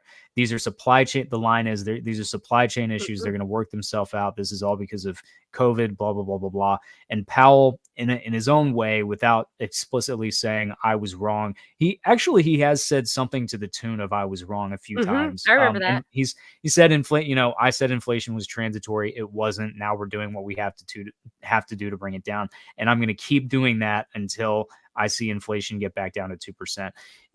So I would say you need to keep doing what you need to do until inflation gets back down to less than zero, because we're sitting on a debt bubble that's been building for 20 plus years. But I can't have that because the world isn't Austrian, right? The world is Keynesian. So the so the so the so the I know. best that we can You're so the never best that we getting can hope that. for, yeah, we're never getting that. So the best that we can hope for is he's resisting the people on his board, and he's fought these people for 2 years now, who have said we shouldn't have let the Fed funds rate go any further than 2%, two and a quarter, Mhm. 2.5.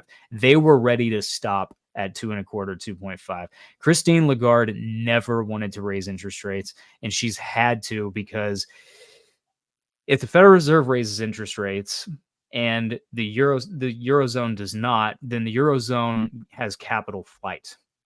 So Yeah, yeah, definitely. the investment community chases the higher rates at Yeah, a that's why the dollar safer. is so strong. Right, exactly. That is why the dollar is so strong. So the money flies out of Europe and it chases that higher interest rate. And in that case, Europe is more screwed than it already is. Europe's banking system is, dare I say, fucked in half, We'll because just they're we'll just bail it out again. I yeah.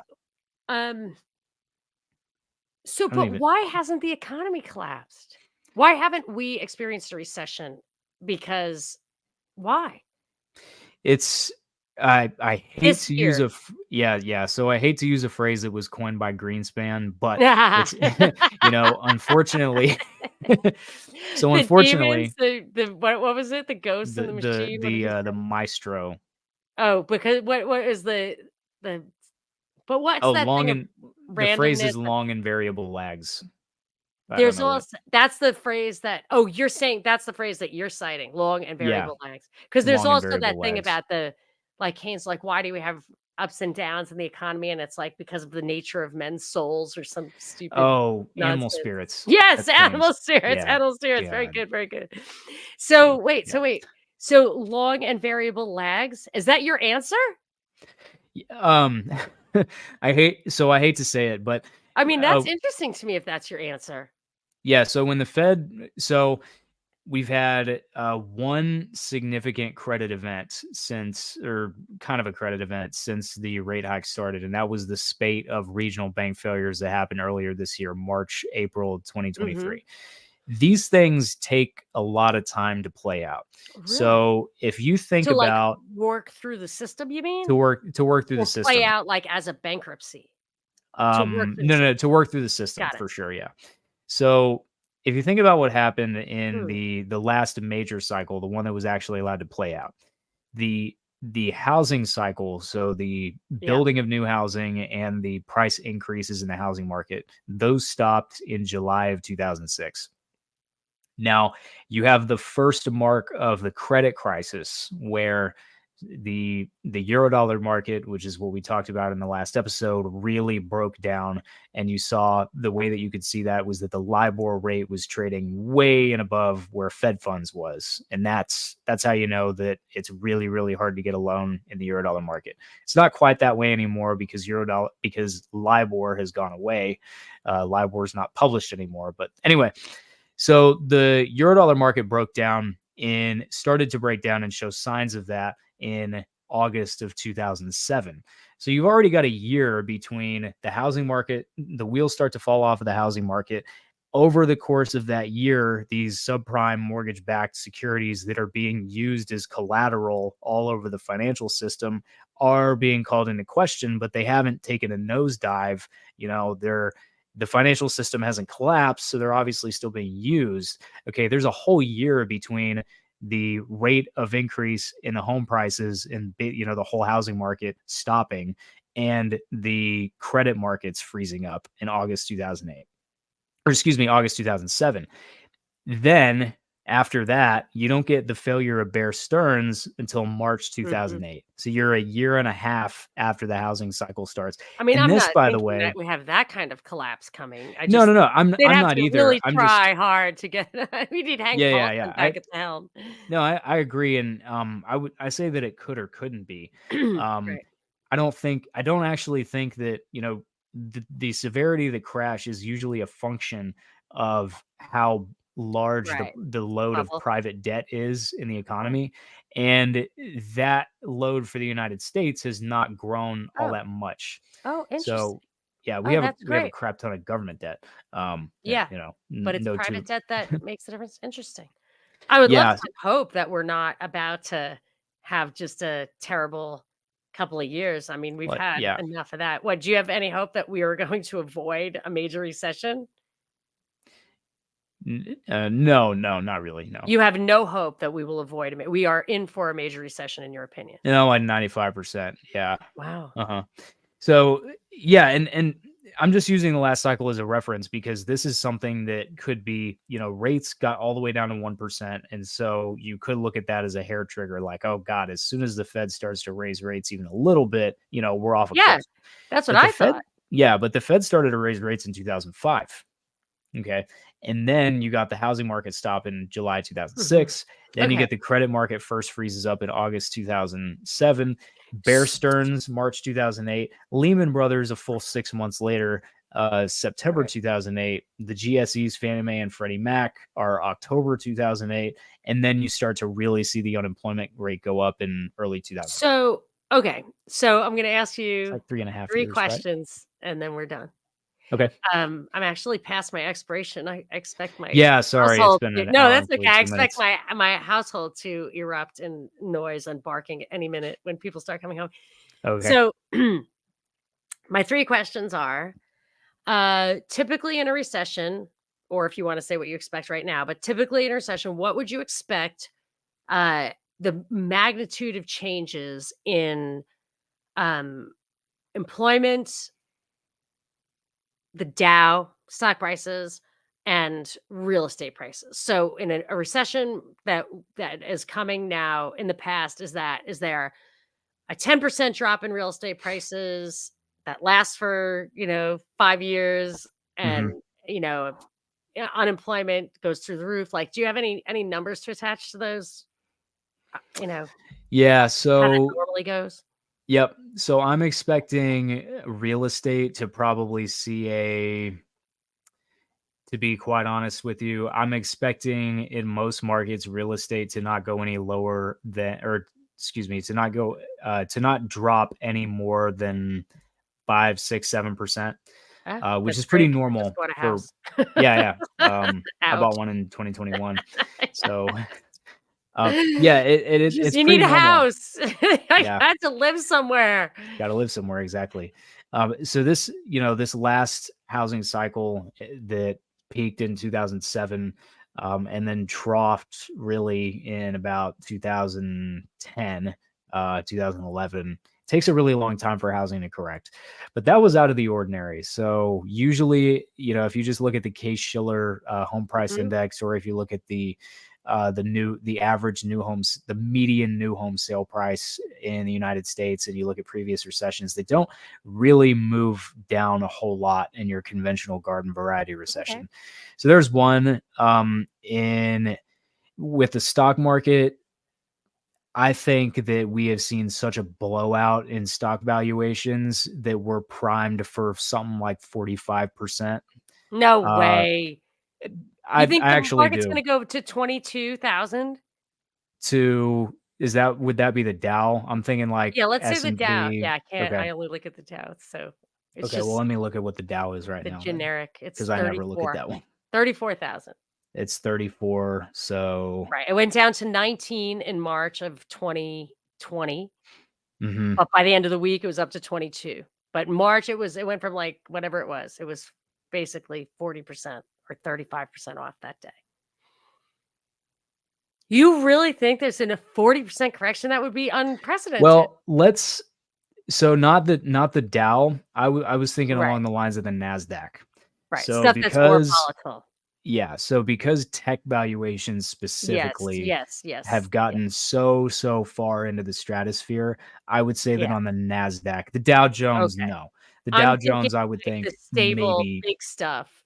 yeah. What, The 10%? Dow Jones, I would say maybe 15, 20. Yeah, and even that Um, doesn't last super long. Not like no, housing, it right? Yeah, wouldn't. it wouldn't. With the Okay, Nasdaq, I think we could see another tech bubble burst, because again, the right. valuations on the Nasdaq are You just know, insane. the one thing that I think is a little weird about this, and it would go to the employment stuff too, if you wanted to opine on that, is I don't understand enough about what got wiped out during COVID. Like all the supply chain stuff and changing the structure of employment and Mhm. working through inventories and closing down factories. Like I feel like that's the kind of stuff that happens in a recession. That's the creative destruction that happens in a recession. So this recession, if it happens, and I can't see how it doesn't happen, Mhm. I mean, that would be totally unprecedented. I'm not making an opinion. It just would be unprecedented. Uh that I don't know how to evaluate whether it would be very severe or not that severe because so much of that work seems to have been done.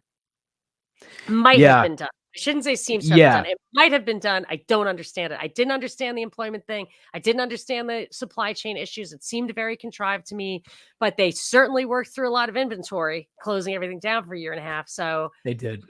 so sorry. I do want to hear your response. Yeah, it's really tough with employment, because the last quote unquote real recession that we had, it got really high, 14, 15%. Um, a more average level for a recession is something closer to 7 or 8, and then it tends to, start going back down after about a year. So, I'm again going on the train of thought that the debt buildup in the last few years hasn't been anywhere near what it was in the severe crashes that we've seen. Looking at, Mhm. 1929 and 2007, 2008 in Mhm. parallel. So Interesting. I'm thinking you're going to see more of, unemployment. I think the unemployment rate is something like 3.5 right now. I think you could see it and that's a really low rate. Part of that is because it's completely massaged and doctored. Yes, yes, I definitely. think Yes. Yes. if yeah, so for your listeners, if you want to see like a more accurate version of the employment rate, what you're gonna get if you search for the unemployment rate on the Federal Reserve data website or whatever is U2. I would look at U4, because that includes people who have been Mhm. looking for a job for more than Yes. 4 weeks and things like that. Whereas in the U2 sample, it's just ridiculous. I Yes. mean, No. if you're unemployed for more than I think 4 weeks, they just I kick you out of the They data set. should It's count insane. people who gave up. Like, they shouldn't Yeah. eliminate people who gave up. Those are unemployed people. We need to like, people need to work, like, emotionally. They need to work, and not working Yeah. is bad. So Yep. could I say that you perhaps might expect a mild recession and a tech bubble burst? Yes, I would say that's a really, really good summary of what I said. Yeah. Just because again, the amount of capital that's gone into or the amount of money, you know, being a good Austrian, differentiate between capital and money. Yeah. You could also just say liquidity, right? Because the Fed printed a crap ton of money, and a lot of it Mhm. ultimately ended up in savings accounts through stimulus checks of people who did not necessarily need that money, like Yes. myself. And what did we do? We went out and bought assets, and Yes, a that's lot such of an those assets were tech stocks. interesting distinction because I remember reflecting on the 2001 thing, and I thought, "Wow, people built things, they made things, had real value, and they took Hmm. that value and gave it to these idiots who Hmm. destroyed it, just burned it up." Or maybe they weren't idiots, but I met a lot of them because Hmm. I was a banker at the time. They Yeah. were arrogant and they were absolutely I mean, it was shocking.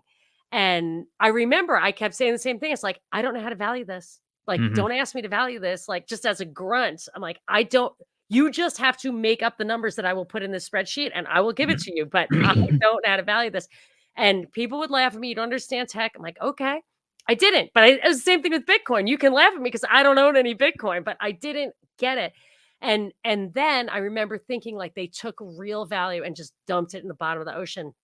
But what you're saying is now what they took was pieces of paper with green crayon and that came from nowhere and burned that, so you're probably not necessarily going to be worse off. Although didn't like the billionaires whatever get a lot of that, like didn't they say that the wealth disparity, it seems like it just funneled straight up, so everybody got that money, Sure. put it in their bank and bought a new laptop.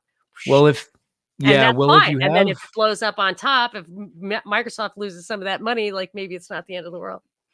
Yeah, well, if you have a huge departure in asset prices, and right now we're primarily talking about stocks, but if you have a huge departure in those prices from reality, you're going to see that reflected in the wealth disparity numbers because what makes up the vast majority of the wealth that you're looking at the top. So for the bottom and the middle, you're talking about liquid bank Real accounts estate and a and little bit of real estate, my right? gold little coins in my literally in my dresser drawer. Exactly. So, like, Yeah. I My can my tell you, little like, my gold 5 bullion. assets, yes. So, Yeah. but yes, when But at people the like, "Oh, top, he's worth 1,000,000,000 this year, he's worth 2,000,000,000 this year," like, that's where a right. lot of that air is. Okay, very interesting. Alright, so we've got one more date, unless you wanna do a real deep dive on FTX, I'll do that anytime. But Ooh. we've got one more real date. We have to do, um, whatever the 80s, I guess, the Bretton Woods 2, maybe your guy would call it. But Yeah, this has not been my great. guy, but yes. I'm right. The man you referred to earlier, whose name I can't remember. Zoltan Oh, Poser, if yes, anybody was wants right. to go and do a quick Google there, yeah. There you go. Well, I look forward to you sending me .com. This Sounds will, I good. think, be the fourth in our series, and there'll be Yep, one, 3A that will slide in there. And yep. people can go back and listen. I mean, if it's dense and you want to listen to it slowly, go for it. If it's the kind of thing where you like it to just play in the background, sometimes I'll put like on a faster speed. So especially if I've got like 5 hours of listening to do. Mhm. But it's all worthwhile. I really, really enjoyed it, and it's like the rare opportunity for me to I would say blow off the cobwebs in my mind of the years I spent caring about this stuff and knowing a little bit about it. So I love that. I appreciate that, and Oh, it's yeah, just great. revive your finance brain. Oh, I love it. No, I feel like it prevents Alzheimer's. Like my mother, a friend of mine, her mom, like was forgetting things, and I was like, what? You can't remember where you worked? Like, come on. Like, you have to think harder. And she's like, I can't remember. It's like, you can remember where you worked. And then she like texted me an hour later. She's like, I remember it. I was like, okay, good. And I told my mom, like, Good. super worried about her. My mom said, she needs to bet on the horses. She's got to keep her mind working. She Yeah. needs to do that every day. And I was like, Do I'll tell something. her. I'm not Yeah, sure that's everybody's cup of tea, but it might right. because it's super interactive. I like crossword puzzles, but my Yeah. mom swears, like, betting on the horses. She's 94. She's absolutely as sharp as she ever was. So, I That's feel like fucking awesome. oh, yeah, she's it's great, and I love hanging out with her, so I That's keep trying to great. do shows when I visit her. I'm like, Mhm. I'm I'm getting the Tullamore Dew and I am talking to her. Yeah. Like that's Yeah. it. That's what I would do. Shit. Yes. That's So awesome. it's great. And she knows everything and everything about everything. Well, Yep. everything about what we talk about. So, but what you're doing, I feel like is like it's horse racing for the risk averse my brain, Right. preventing Alzheimer's. Thank you. Yeah. So, tell people what you want them to know about you, and then after I hang up, you've got to hold on because I need your part of the show to upload. But tell Okay. people what you want them to know about you. Got it. So the first thing is I kept forgetting to mention this in our first few installments, but I actually have a favorite guest on your show. I want to tell everybody who it is so that they can go and listen to that particular. Do you want to guess? I do want to guess. Okay. I do want to guess. It's somebody who's been on more than once? Oh yeah. The only guy I ever talk about numbers with is Ian Davis, but Yeah, most it's not a people's not a favorite is finance Eric guy. Buchanan. Most people's favorite is Eric Buchanan. Oh really? So mine is Anthony Raimondo. Nice. Yep. That's fantastic. He's a He's hero. awesome. Yeah. Yeah. He's Yep. I literally love on the listening to ground him. hero. I was kind of hoping you would say that, Yep. but I I just love know I get some love. people just love the constitutional stuff that Eric Buchanan does. But Yeah, yes, me too. so Anthony Raimondo, I actually met him in real life. He was Oh, cool. in not too far. We both drove probably half an hour to meet each other. It was really, really great. And he wants to talk about two things. So I'm putting him on the spot right now. Well, he wanted to talk about one thing, and I wanted to talk about another. He wants to talk about returning to the church because we were both fallen away Catholics and have Oh, gone back to cool. being Catholic. And the other thing I'm making him come to me is I smell a rat with all this labor unrest and the way Mhm. these unions are putting the screws, making contracts that cannot possibly sustain labor Mhm. employment in those industries. Inevitably, I smell a rat, rat, rat. And Mhm. Raimondo is a labor lawyer.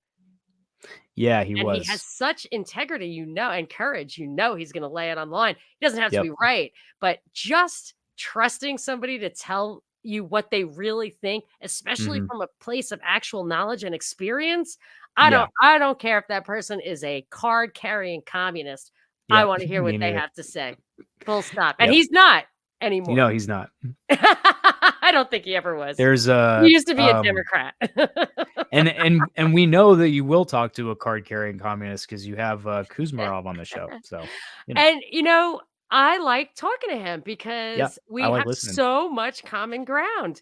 He has a different ideological perspective, but there's absolutely no reason not to agree on the facts, Yeah. and state your opinion. So I'm so glad that you're a listener. I always forget that. That's funny how because I'll refer to things. You're like, yeah, I know. I heard that. I heard that because I listened to your show. Yeah, yeah, and I know So that because of you. all right, so that's fantastic. I'll pass on your kudos to Anthony. I'll highlight this clip for him. Cool. And how about for where can people, do you do anything that you want people to see? I know you've got a Yeah. YouTube channel. Yeah, so I'm still working on getting my Twitter back, so that's been Aw. unfortunate. But so you can sign up for my email list, which will have a lot more traffic coming up here in the next couple, maybe a few weeks. Most of my time is going into the book right now to make Yeah. sure that kind The of gets book, which gets I feel done. is inspired by our series, or is Oh, our for sure. series inspired by the book? I can't No, remember. I don't know which no, was which. I decided to write after we started recording these. Yeah, after our 'Cause you did so much first or second research. installment. So yeah, Because you did exactly. so Yeah. much research. You have a book. Yep. That's So super. Monica inspired me to write a book. Thank Everybody, you. Can there I you get go. a little shout out in the book? A friend of mine, I proofed his book, and he gave me a little shout out in the Oh, I will. acknowledgments. Yeah, absolutely. The let's see. Yeah, there's an acknowledge. You're supposed to do an acknowledgments. The dedication is already taken. Um, I wouldn't but accept a dedication, okay. Jason. That would be too Well, much. That yeah, would be you'll going too far. So how do people get on your mailing list? So just go to jpurcell.me. So the letter J Yep. Purcell.me. And then I still post on my Instagram. Usually I'll post so it's supply and demand update on Instagram. And a lot of what you'll see on there is I'll highlight different economic news that catches my eye, so you can kind of get an idea for the stuff that I look at. And then every now and again, I'll post a story where I'll with a little bit of analysis. So I've done a couple of brief explanations of, like how a rising U.S. dollar affects the other economies in the world in their banking systems and is essentially a threat to them, that kind of thing. So you can find that at Supply and Demand Update, and I hope then you put little bullets in the beginning so I can get my cliff notes. I like the punchline yeah, up yeah, front. okay, that's a good note. Do I'll that start for doing me. that. Yeah, Mhm. and then people Yeah, will always click through because they can look at that. If they have more time, they can read the whole thing. yep, yeah. Excellent. I'll. That's a good note. I'll start doing that. All right, So, excellent. yeah, that's Okay. about it for now. And if you get on my email list, you'll be the first to know when the book is ready. And I intend to use the folks on that list to look to read some of the stuff before it is published. So you'll get a sneak peek and just for feedback. I can do that Um, too. I'm an excellent proofreader. okay, Yeah. that's awesome. I Yes. love that. You have to Really catch me good. like when I'm headed on a long plane flight, Yeah, but for I'll sure. do it. I'll do it. Okay, Excellent. Thank you so much, Jason Purcell. This thank has you. been so interesting, as always, right up my alley.